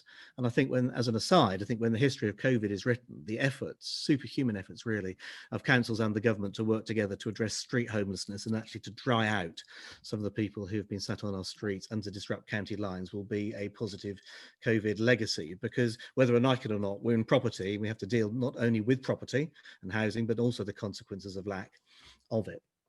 one thing I hope we can agree is there's oodles of extant permissions out there, and yes, and I know there has to be a pipeline, but it isn't really the granting of planning consents that's the issues. It's all the other people, and I hope we can agree that Network Rail, Highways England, the Environment Agency, and especially Natural England are really the villains of the piece in holding back delivery. I wonder whether we would all agree also that councils, when they allocate in the local plan, have been allocating sites that are too large. It certainly seems where we live, there's a natural sort of ceiling value of about 500 homes. And to go beyond that is either beyond developers or national builders treasury limits. And I just wonder why councils continue to allocate very large sites without JVs and finance arrangements in process. I think we can also agree that there isn't enough money in the SIL pot. Brandon Lewis appointed me to sit with Liz Peace on the SIL, and I notice in the forthcoming plans there's proposals on an infrastructure levy, which is not entirely unlike we batted around as the SIL group informally, but weren't brave enough to put it forward. All I would say is that on the proposals that are coming forward, I feel your pain when, if you're building a large site and you need to have a primary school, you pay your money into the pot, and the county council feels that they would rather prioritise a pedestrian crossing the miles away without you being allowed or able to build the school in kind and then get your sales going. So I do think that planners need to share some of the blame for some of the settlements that we have created, or that you have created as builders and developers. I'm thinking particularly in an area of my own district where 25,000 people have a wide range of outside dining opportunities. They are McDonald's, KFC and Pizza Hut, and that is it. And that is a failure of public policy. And it's for those reasons, amongst others, that I think the planning system absolutely has to be reviewed, not least to get, first of all, right, let's move on. So I've tried to capture stuff where we might all agree. Let's see where we don't agree. I've had a lovely time just lately, I don't know if you can see that, reading Jackie Sadek and Peter Bill's book. There isn't a wasted word in there, and it's certainly been very influential and sort of agrees with some of the things I've been thinking for a while. It does appear to me that, let's just be charitable here, some of the product that is being built is suboptimal. Density and space standards really are needed, and whether you're to blame or not, I think it is the land market that is driving density. And I think there's a case of market failure in the land market. Promises are made which frankly should never have been made on prices and values, which some people find it very hard to sort of backtrack on. Perhaps there's options, perhaps there's agreement, perhaps you can't backtrack on them. But the result is poor housing with overcrowding, nowhere to play, nowhere to park. And I do think that some of the remedies that are proposed by Peter Bill and Jackie Sadek in their book need to be followed up on. Otherwise, the Letwin report is something you really don't want to be thinking about. Now, Letwin's gone, but he had some real thought. He was a very thoughtful person, and I met him a lot of times whilst he was considering. One thing it isn't quite understood is that although Letwin may be gone, he cleared a lot of his stuff with the Treasury, because he recognised, having been in number 10 for years, there's no point in having some airy-fairy sort of report that couldn't be delivered. And so I think some of the ideas there and the ideas of the backstop going back to agricultural value is a stick that isn't going to go away. Okay, who should be responsible for getting these roofs over the people's heads? I mean, should it be the council? Should it be promoters? Should it be builders? Where does the buck stop? Who is accountable for actually delivering these homes? Is it the government? And I don't think that the white paper has really given us the necessary clarity and answered that question. Where does the buck stop? Previously, government has tried to pin the blame on councils, but I think that's about to change, because for years we've been hobbled by the 5-year land supply and this and that, and if you don't have a 5-year land supply, you've got a 20% penalty, and and a planning system that means you can preferentially build houses in a backyard rather than sort of break into the sites that need to be broken in the local plan. my view on this is really clear. Look, we've got to suck up the extra 20% from going from 250,000 to 300,000. So we're taking the 20% on the chin. Well, let's buy ourselves out of the 5-year land supply completely. If we've given you sufficient permissions over and above the need to get to that 300,000, well, you are now responsible for building those houses and not us. I think we have a role to ensure that we give deliverable sites, and I'd put a 500 cap for most areas on that. It may be smaller in other areas, but it is about time that the 5-year land supply racket was consigned to the dustbin of history. It's been an abuse that brings the planning system into disrepute, and you know, all those things, the posts and rails, the 6th year, Liverpool or Sedgefield. You know, in my own planning authority, simultaneously, depending on which of the different methodologies you were going to use, we were either 180 in surplus or 3,600 in deficit. You know, on 5-year land supply, the happy time is over, and about time too. We're going to have to take 20% more, and that's the deal. We're going to buy ourselves out of that. And I think that, more above all other matters, is going to get planning authorities, however much they may want to hold their noses on the other elements of the white paper, coming into line. Okay, I was listening in earlier, and there was a lot of stuff on tax, and I think this is interesting because if you're going to get more consents and the ability to have more permissions, then we as councils need more levers to make sure you keep your promises. And I can see more conditional allocations. Look, make promises you can keep. Don't overpromise. Don't offer too much money to the landlord and come back with a cock and bull story that you didn't quite realise this or that. And you'll get your allocation. But if you don't, we'll find someone else to do it, which might be the council itself, with step-in rights. I'm surprised that there's no mention of compulsory purchase in the white paper, but I think my certain view is if you're going to go into and try and get, and in due course obtain, a planning allocation, the leverage that the council has as planning authority should extend all the way to the point of delivery. That's not how it works at the moment. At the moment, we're doing a local plan where we are. We've got to find I don't know, 7,000 or 8,000 houses, and I've got about 120,000 houses proposed, chasing that sort of 7,000 to 10,000 allocation. I am oversubscribed 15 to 1. For every person who doesn't get allocated, there's 18 or 14 rather stood behind him. So I've got a huge amount of competitive tension there. I mean, don't underestimate that. And nobody forces anybody to apply for their land to come into the local plan process. But if it is, please understand and be under no illusions. You are entering into the deal. And the deal is that if you get allocated, it isn't just a private benefit. There's an element of public good there. It's a public good for houses that need to be delivered because we need to get roofs over people's heads. And in order to achieve, in order to ensure that that is done, we need to have leverage, whether step-in rights, conditional allocations, options, compulsory purchase, to ensure you keep the promises you've made. I don't think that's unreasonable, but we have to change the current system whereby the council holds all the cards until the point of allocation and then gets bounced all the way down the road thereafter. And I do think that, and my friend Rishi Sunak, and don't forget that Rishi was a local government minister for nearly 2 years before he was elevated to CST and now Chancellor. And it was my pleasure to meet with him every week whilst he was in local government. And that man understands the balance sheet. He's a businessman. And it does seem to me that there's a narrative which ties in with ensuring that we get competitive tension to the point of delivery until we get let-wins reforms, you know, still in the back pocket. We need to take, building is a trade. It's a trade, and building land needs to be on the P&L. It's a stock. And we need to get it off the speculative balance sheet and into stock. And my view is, insofar as tax is concerned, is that when there's an allocation, you can keep it on the balance sheet for a limited period that would be agreed in advance. And at that point, it goes onto the P&L. And if there's a stock loss to be taken, landowners are going to feel like the greengrocer on a Saturday afternoon who's got a box full of brown bananas. That's how business works. Now, how much longer have I got? I've got plenty more I could say.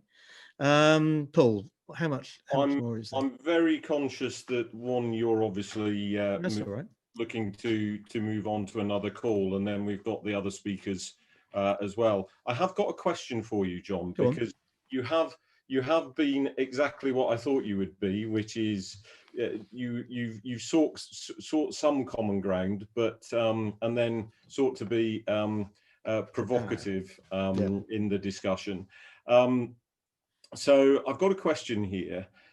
John says the 5-year land supply has brought planning into disrepute.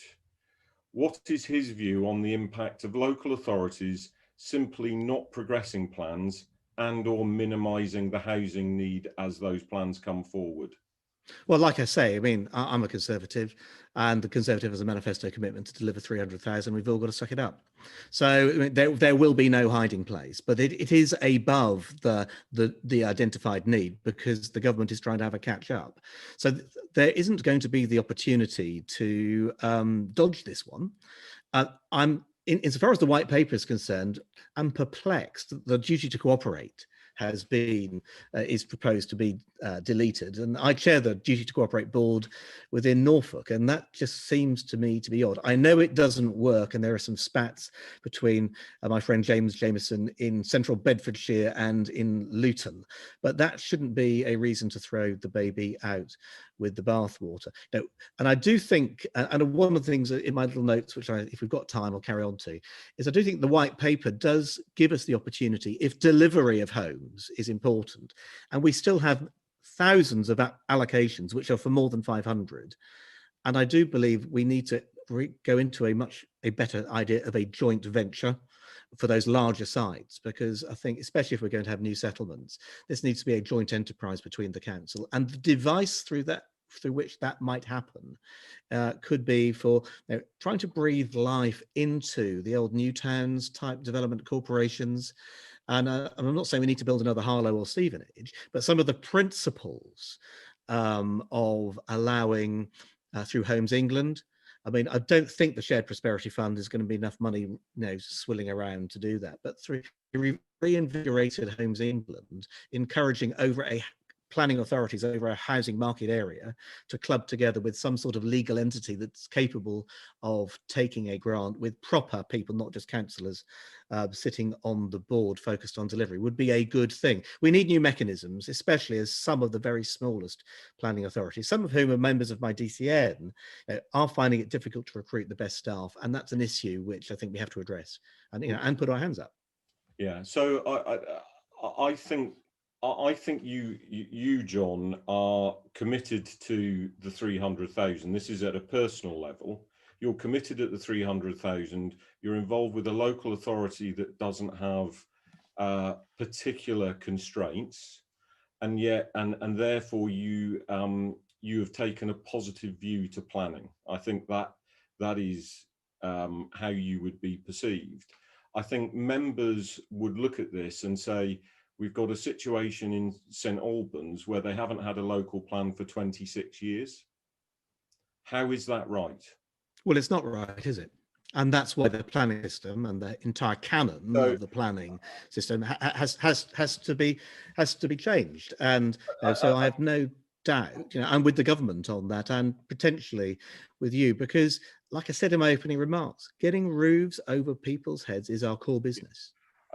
And I think that is what is clear when you speak. You are committed to that agenda when a lot of other local politicians in certain areas certainly don't appear to be. My concern, to develop your point, Paul, my concern is that some of the proposals in the white paper are going to give too much power to the retired colonel in the mustard cords and his parish council, whose only objective is to pull the ladder up behind them. And I think we have to try and work out, yes, we need to, front loading a planning system is in essence a good thing. We need to be careful who we give vetoes to. And I think if there's a reform of infrastructure levy, is the appetite to do neighbourhood plans going to be there if you don't get a quarter as opposed to 15% of the SIL? But we've really got to try and, I mean, one of the unintended consequences, and I can say this in front of a meeting of developers and builders, is that front loading it is going to increase risk.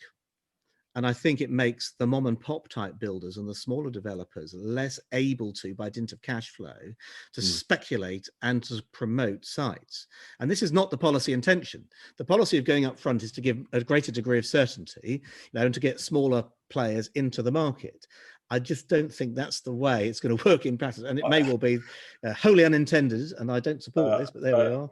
But promoters may have an increased role, and that part of the industry that has never built a house could have an even increased role. And I don't think that's really where the government is, but there we are. I think we would agree with you 100% on that final point. Look, John, conscious you've got to go and maintain the schedule. Now, thank you very much for your time, your involvement. I'm sure we'll have many more discussions over the coming months as these things develop. And I'm very grateful for your time this morning.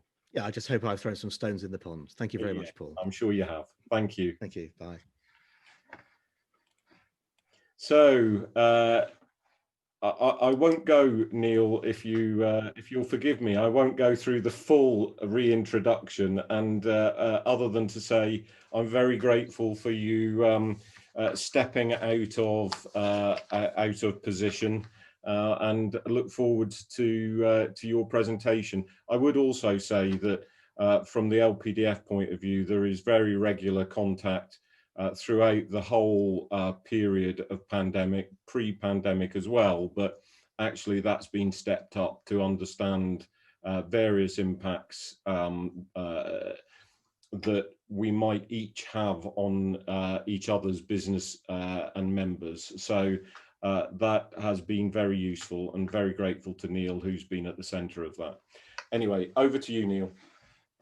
Okay, thanks, Paul. Thanks very much. If I just check I'm actually showing the right slide there, am I?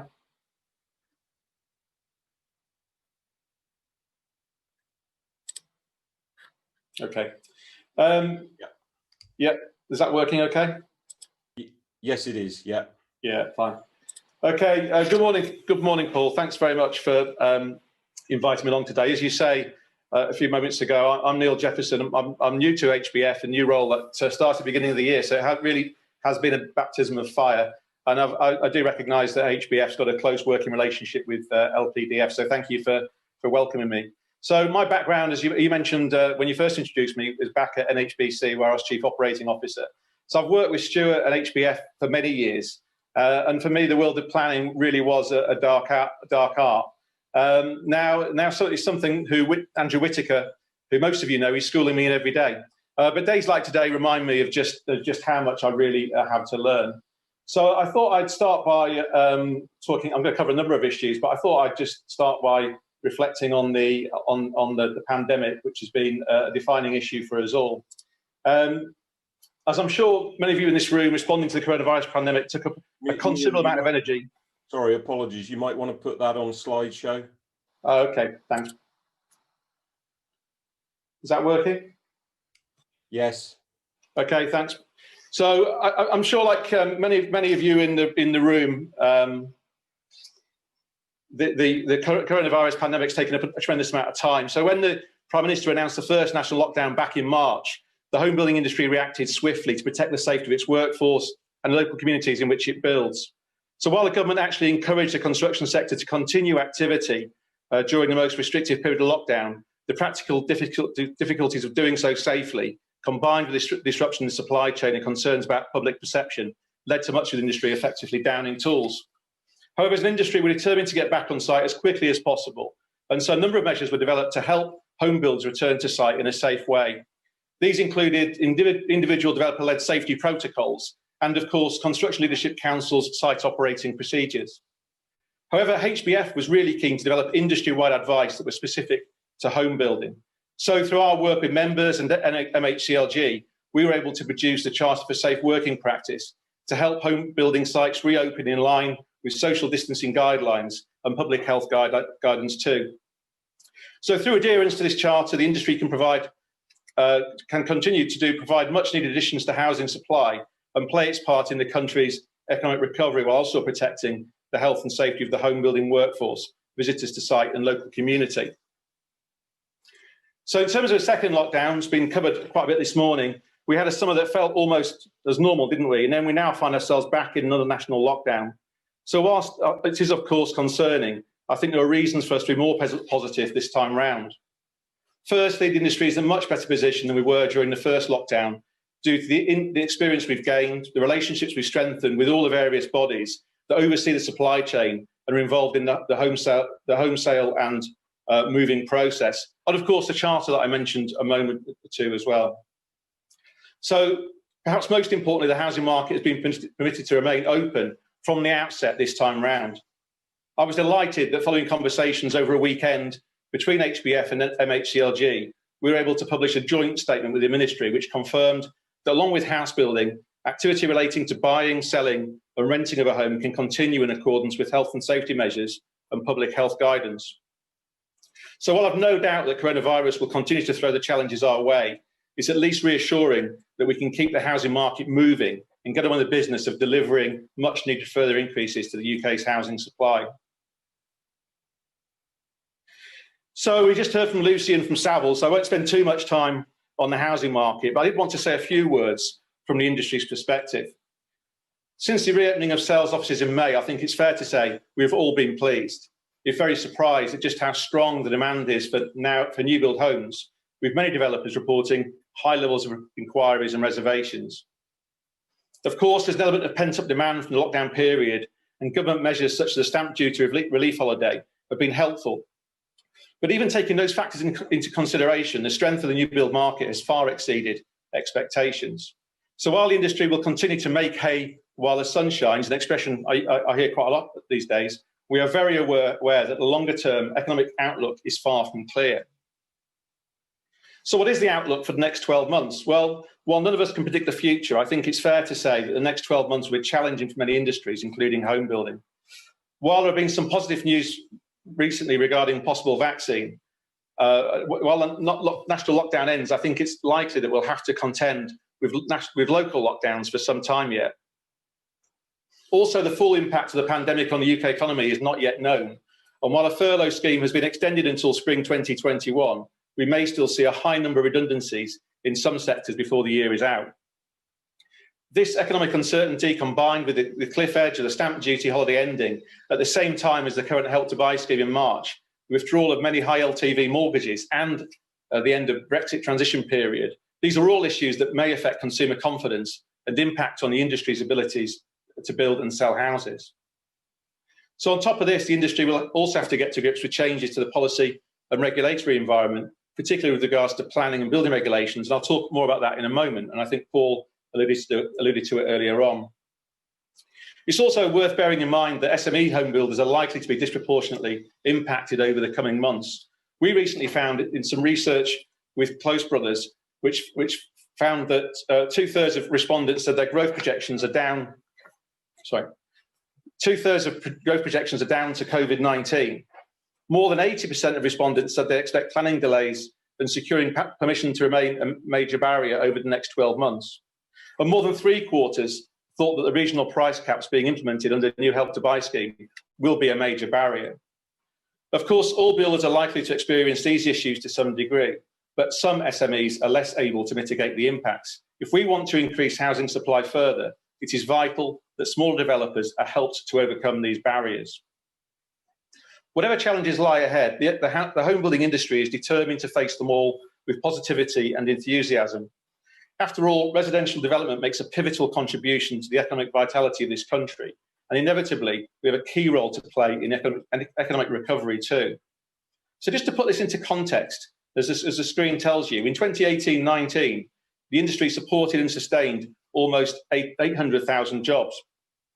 It supported affordable housing provision through £7 billion of contributions to local authorities, and it generated over £42 billion in economic activity.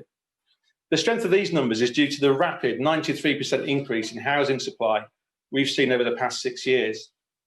Inevitably, coronavirus will have an impact on housing supply. Indeed, government statistics show that between March and June 2020, almost 40,000 fewer homes were built in England and Wales as a result of COVID-19.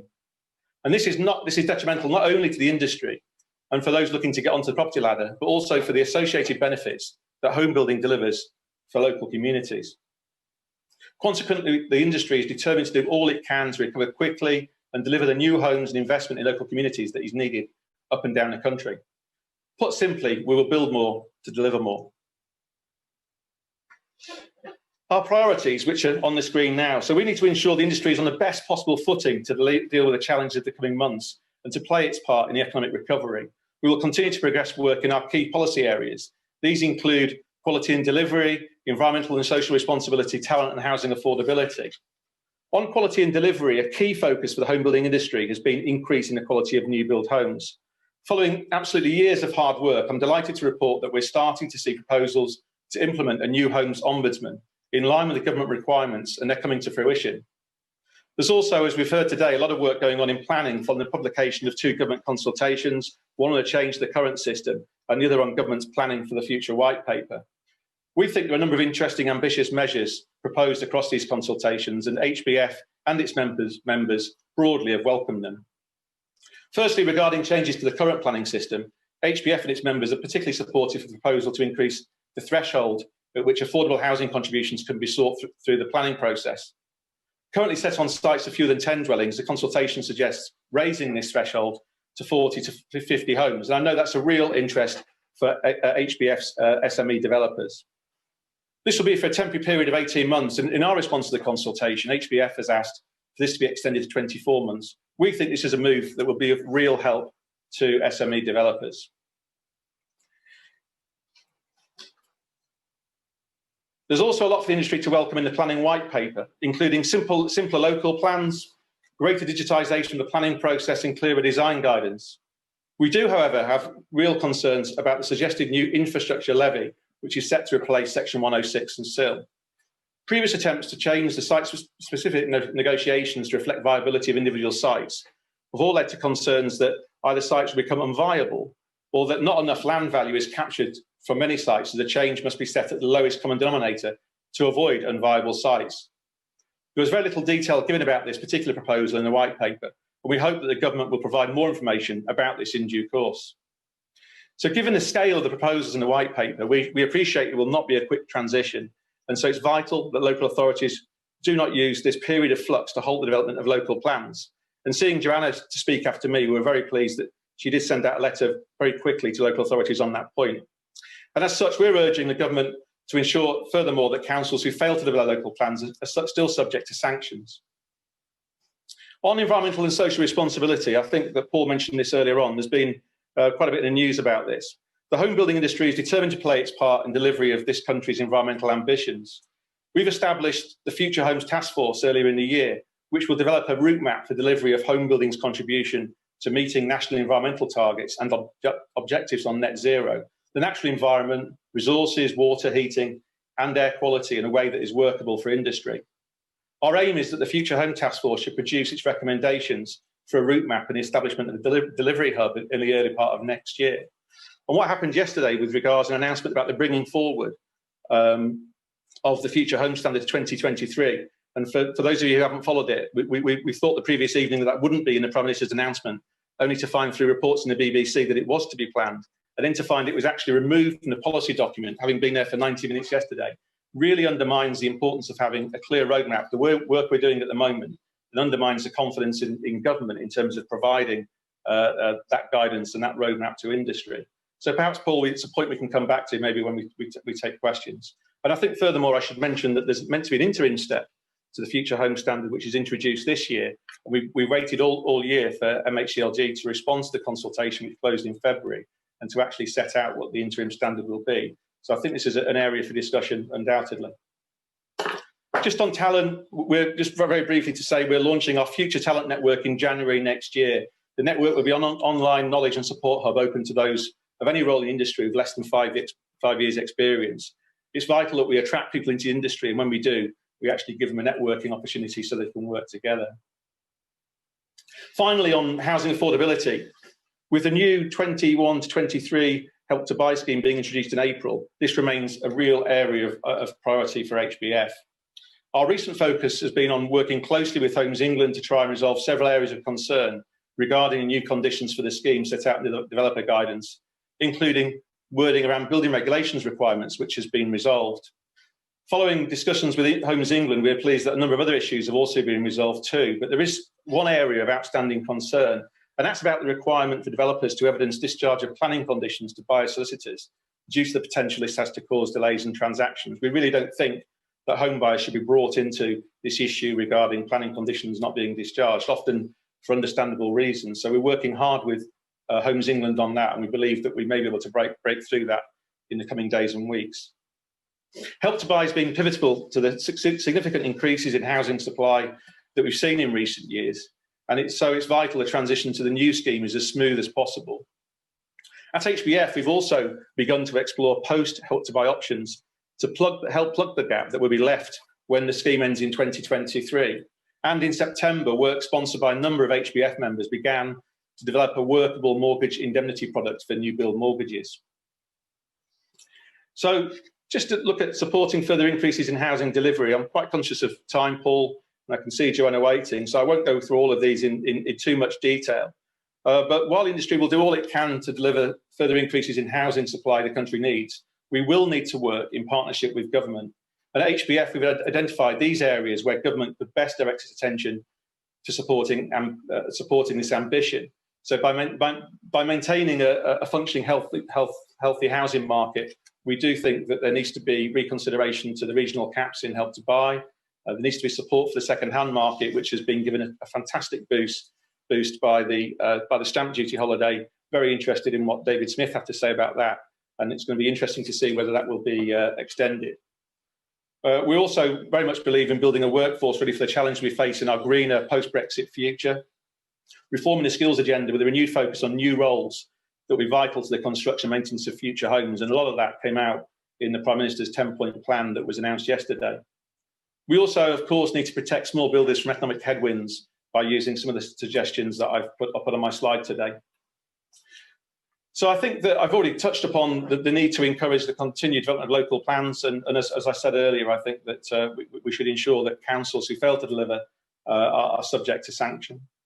So having sort of tried to get a bit of time back there, Paul, and giving you an overview of what's going on at HBF and all of our priorities, I'm really grateful for the opportunity that you've given me to speak today.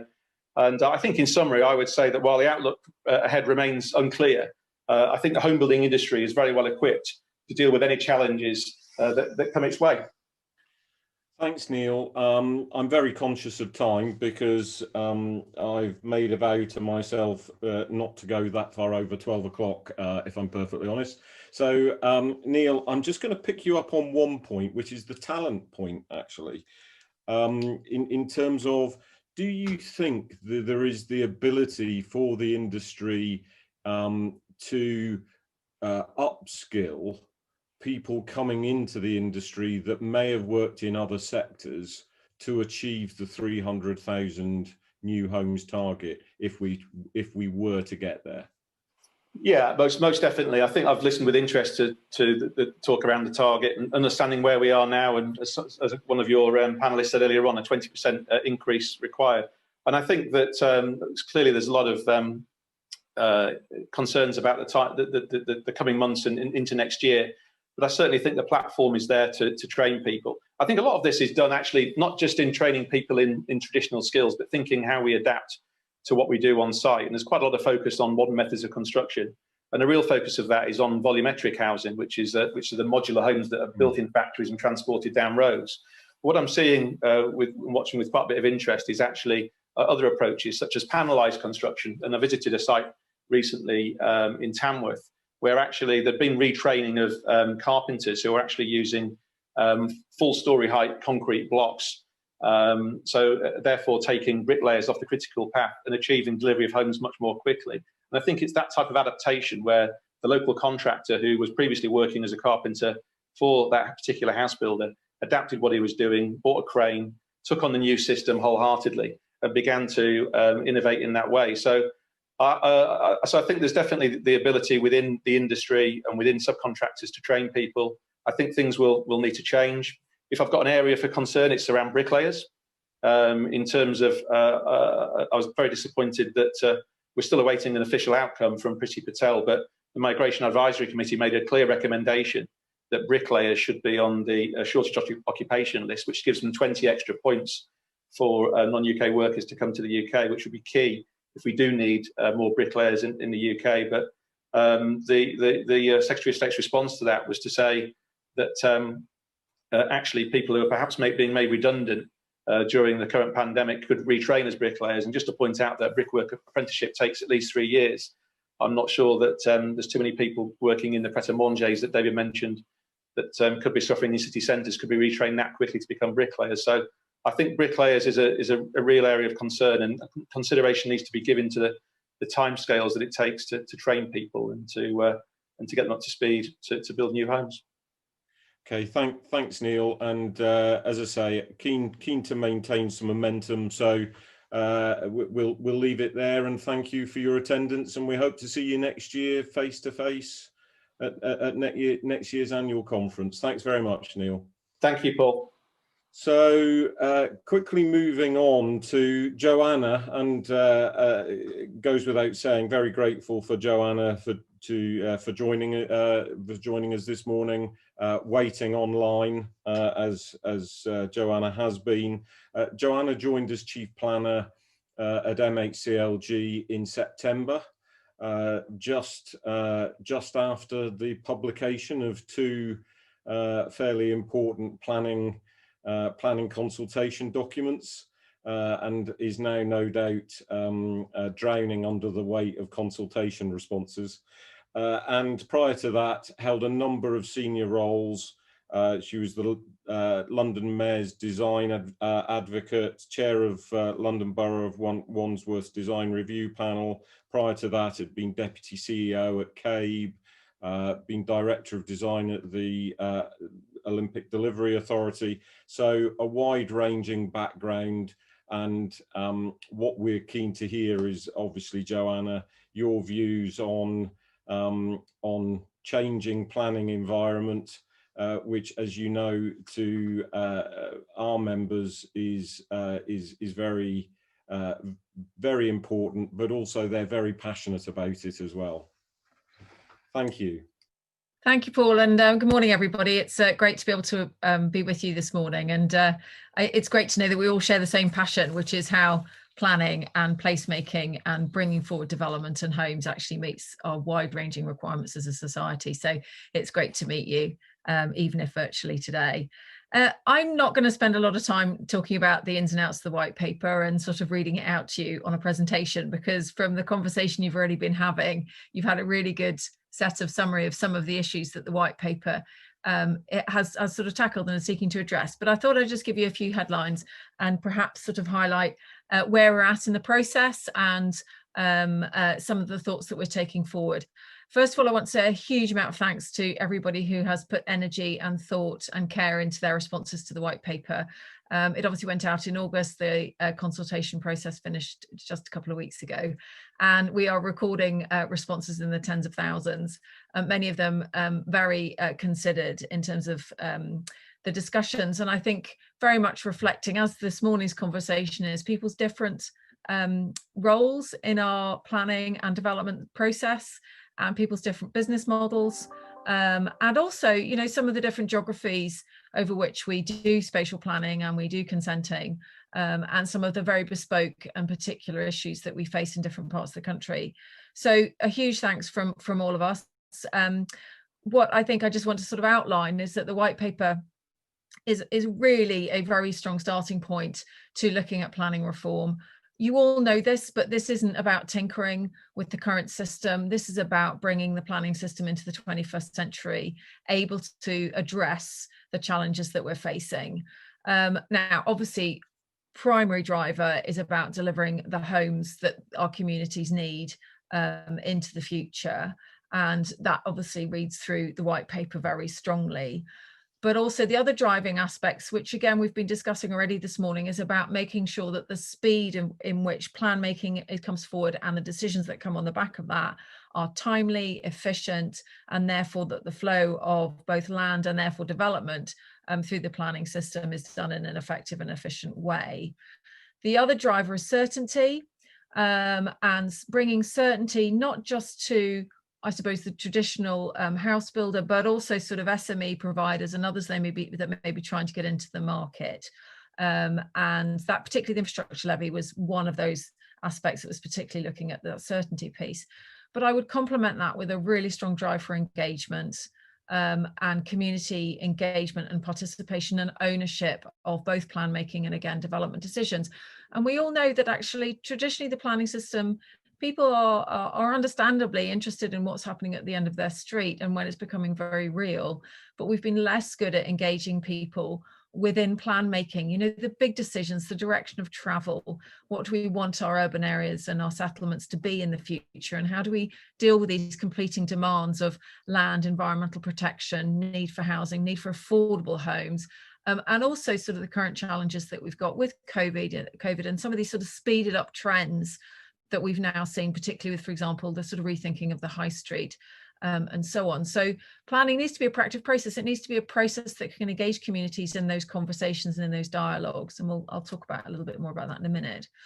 Now, one of the ways we can possibly do that, and is written through the reform and potentially can touch pretty much every aspect of the reform package, is the role of digital planning and how big data is both presented, available, consistently available, of a consistent quality, can therefore help in both understanding what planning needs to do, what plans should be, but also how people engage in that process. And then also how it might also help people consider how to make decisions and know also what they can do within the bounds of planning policy and the local and national policy. Now, I think that's a really exciting strand, and I think one that everybody buys into. And to some extent, I think there's an understanding that planning has stayed sort of, you know, quite analog really in terms of how we've been doing it. And there's probably quite a very different pattern of take up of sort of both big data and digital platforms.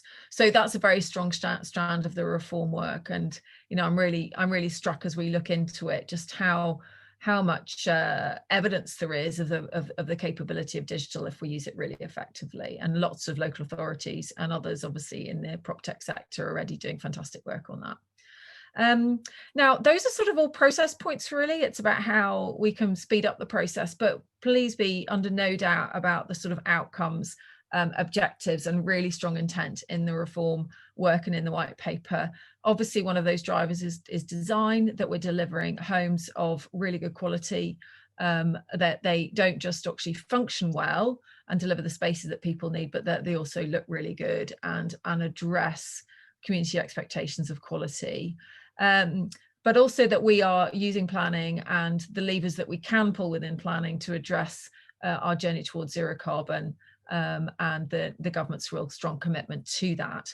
Now that means we have to think about spatial decisions. We have to think about actually, you know, how transport and development interface, but also actually how we lay out schemes and development, and where we've got opportunities to start to address things like ecology and other aspects within schemes, not just sort of for those bits that aren't developed, but actually things that we can do within development itself. So, you know, we know, and as everybody on this call knows, you know, it is a sort of, it's a really clear set of propositions in the white paper.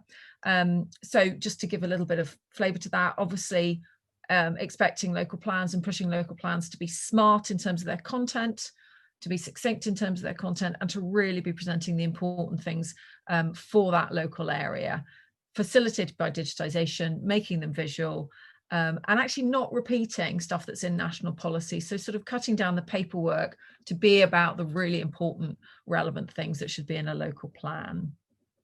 The 30-month statutory timetable for developing local plans. So actually, obviously, moving away from a 7-year average and some inconsistency of delivery to a much tighter time frame, again, which can be enabled by digital take-up and a clarity of what is needed to be in the plan.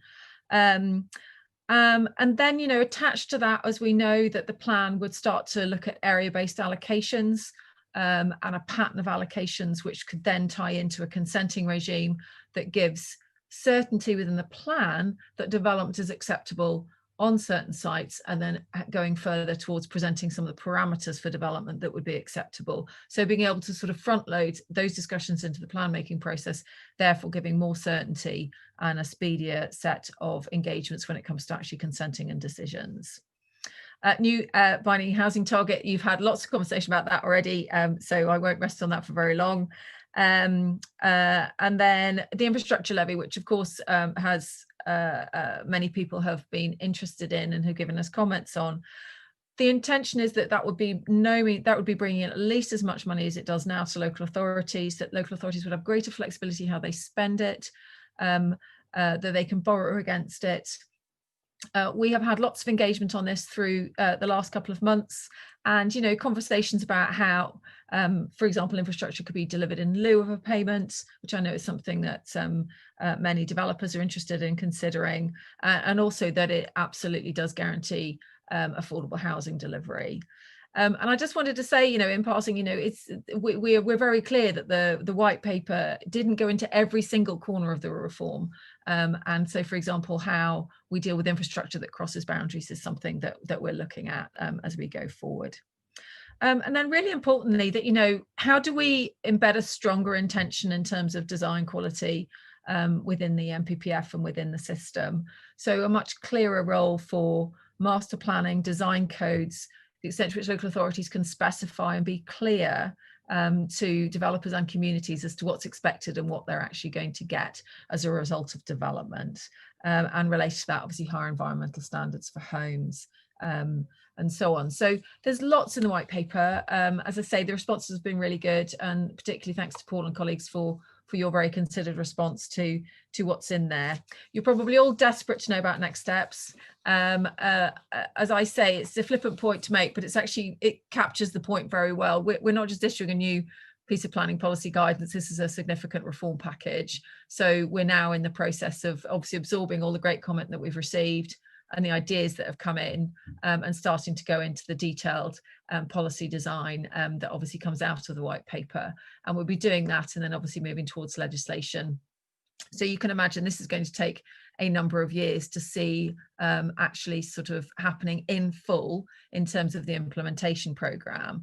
But in advance of that, there's obviously things that are already happening and are in train. So the local housing need, which was launched on the same day, that is something that's happening in the here and now, but that's not the end of the story. That's a staging post towards what we will bring forward in the reform package. There's been a little bit of confusion about that just generally out there in the market and in the press and so on. And then, as you probably all know, we launched the National Design Guide last year, and we're already working on and getting close to a first iteration of the National Model Design Code, which will give a really strong document for local authorities, developers and communities to start to get the head round what design coding, what good design coding could be, what it could look like, what's the process of preparing coding, and taking a design-led approach to plan making. And that document will be going out within the next couple of months. And that's really, again, another good staging post as we start to pick up on aspects of the white paper and some of the implementation that happens in the current system, and we start to sort of bring into play. We're very conscious about local authority resources and transition through this process. It's very, very much on our minds as we develop the reform package. And so I just sort of reassure people that we don't want this all to sort of come in at the end of the day and it to be sort of so brand new that it holds anything back, but the opposite, that we will be working with local authorities and colleagues across the industry to make sure that there's a sort of readiness for when the new system comes into play. So yeah, the ambitions are really clear. Thanks everyone for your engagement, and we'll watch this space. We'll keep you as up to date as we can as we go through the detailed policy design in the coming months. Thank you. Thanks, Joanna. I suppose a few questions that have come in. The first one is actually about the current changes document and when there might be some kind of response publication as to thoughts following the consultation period on that? On the consultation, there's actually On a consultation, the white paper the current consultation. planning system consultation, Yeah. not necessarily the white paper.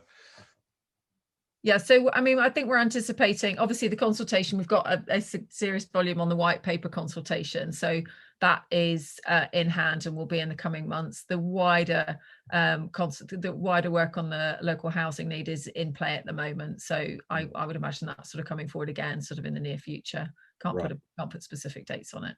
Okay, and I don't want to sound like a broken record, because actually I've raised it with you before, and I'm very conscious that you're aware of it. But it was raised by a member. I can show you the email. It's evidence. I promise. I'm not. But it's this point that you obviously sent out a letter exhorting local authorities to carry on planning, bringing forward their plans.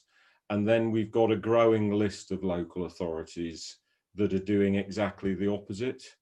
I suppose it's the concern that we all try and work within a plan-led system. That's what we all want to do.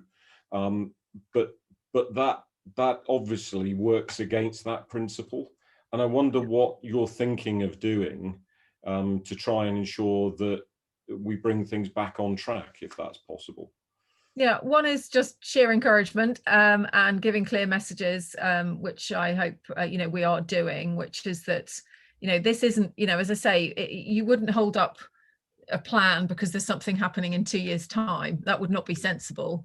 And therefore, I think it's just getting a bit of clarity to people, as I did in the newsletter, and we will continue to do, that this isn't suddenly going to all settle in 6 months' time. And we are dealing with a scale of change, both obviously, as we've been listening to this morning, I mean, economically and environmentally, that we need to deal with now, and we need to be on the front foot with. So planning is a proactive process. Sitting back and waiting for the full reform picture to emerge would be a wrong decision at this point, in my view. But obviously we're looking at whether, we're obviously making sure that the department can make an appropriate response to make sure that the transition and that planning doesn't slow down and plan making doesn't slow down. I just wonder whether the local politicians are using it as an opportunity to slow down, especially in certain local authorities with certain protections, and therefore really until very strong action is taken, which is it's always rather threatening when it's done. That's the disappointing thing, that you have to get to that level. There is insufficient incentive for them to do it. Well, we know it's a very live issue. You can understand, Paul, that we take it very seriously, and the department does have, and the Secretary of State does already have some powers to intervene where required. So we're very live to it. And fine, thank you. And then we had sort of semi-lined up David Rudlin, and he was very concerned because, of course, it was very close to any potential publication, and he didn't want to appear, understandably, until the National Model Design Code came out.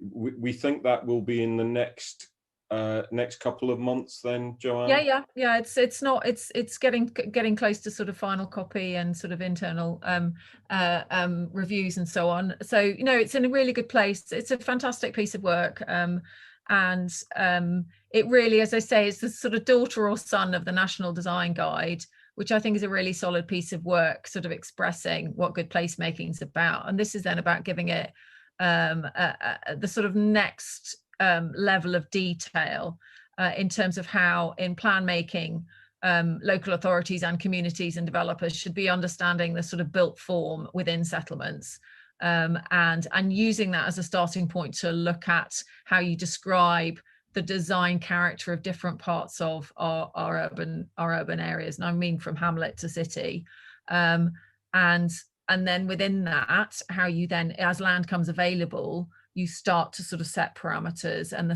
the types of issues that local authorities in particular should be using to guide and reference how they describe design expectation within policy. So it's a really good starting point. It's not prescribing this is the national standard for X. What it's doing is saying, here's a really comprehensive analysis of the issues that design codes should consider. And that can then be used to sort of, as I say, over the next couple of years, local authorities and others to start to make sure we're gearing up with coding really seriously. And I just would underline, actually, the NPPF already has got strong reference to and encouragement to the use of design codes. So it's not a sort of change in that sense.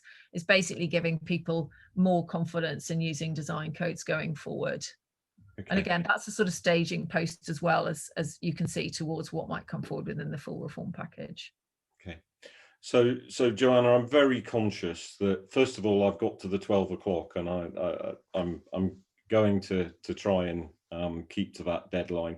But I'm also very conscious that it's a very awkward period, having had all of the consultation responses in, and I think it was the many tens of thousands you referred to, and expecting you to have read them and collated all of the varying views.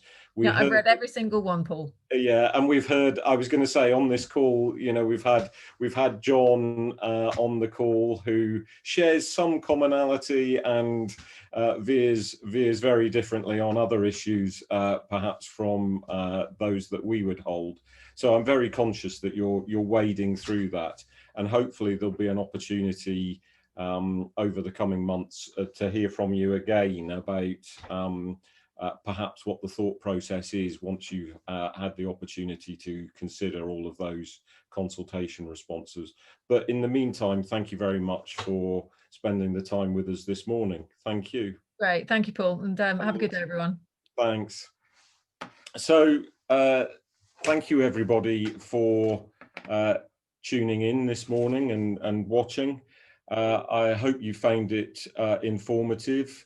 I think what it shows is some of the challenges that we might face in 2021 in terms of both the planning environment, economic and market environment, and Neil has highlighted certain elements that we need to be aware of. We haven't talked about land availability, which I would have raised with Neil if we'd have had more time, where I do believe that there are issues about future land availability that may be on the horizon as a consequence of the underlying planning environment. But I'm very conscious that I just need to say I want to thank all members for their continued support. I have been absolutely gobsmacked, basically, by the continued strength of the Federation and the fact that we've continued to grow membership. Over the past 4 weeks, we've added another 5 full members, and we continue to grow our affiliate membership as well. And that will only mean that we can do more to support the aims and activities of the sector in our interactions with government, with local government, and trying to start portraying this sector as playing a key role in the delivery of new homes in its widest possible definition. So I'm very grateful to you for all of that. Please send photos of your listening in and tuned in. I think the email is probably info@lpdf.co.uk, and if you can send them in, as I say, there might be a bottle of champagne for you if you do that. But thank you. I hope that from some point in 2021 we will be meeting face to face at events. I'm sure the first one will be a fantastic one. And we will have a great annual conference. We'll perhaps even start thinking about annual awards in some form. So look, I look forward to 2021. I think we all should do. Let's see the back of 2020. It's maybe not been as bad as we thought, COVID, bearing in mind the COVID circumstances, certainly in a business sense in terms of its impact. Stay safe, And as I say, I look forward to seeing you all in 2021. Thank you very much. And just a few words, I must thank Lucy and the team who put together the webinar. It all worked smoothly, and I'm sure Lucy will be able to sleep easily now at night. But thank you, Lucy, very much. Thank you. Bye.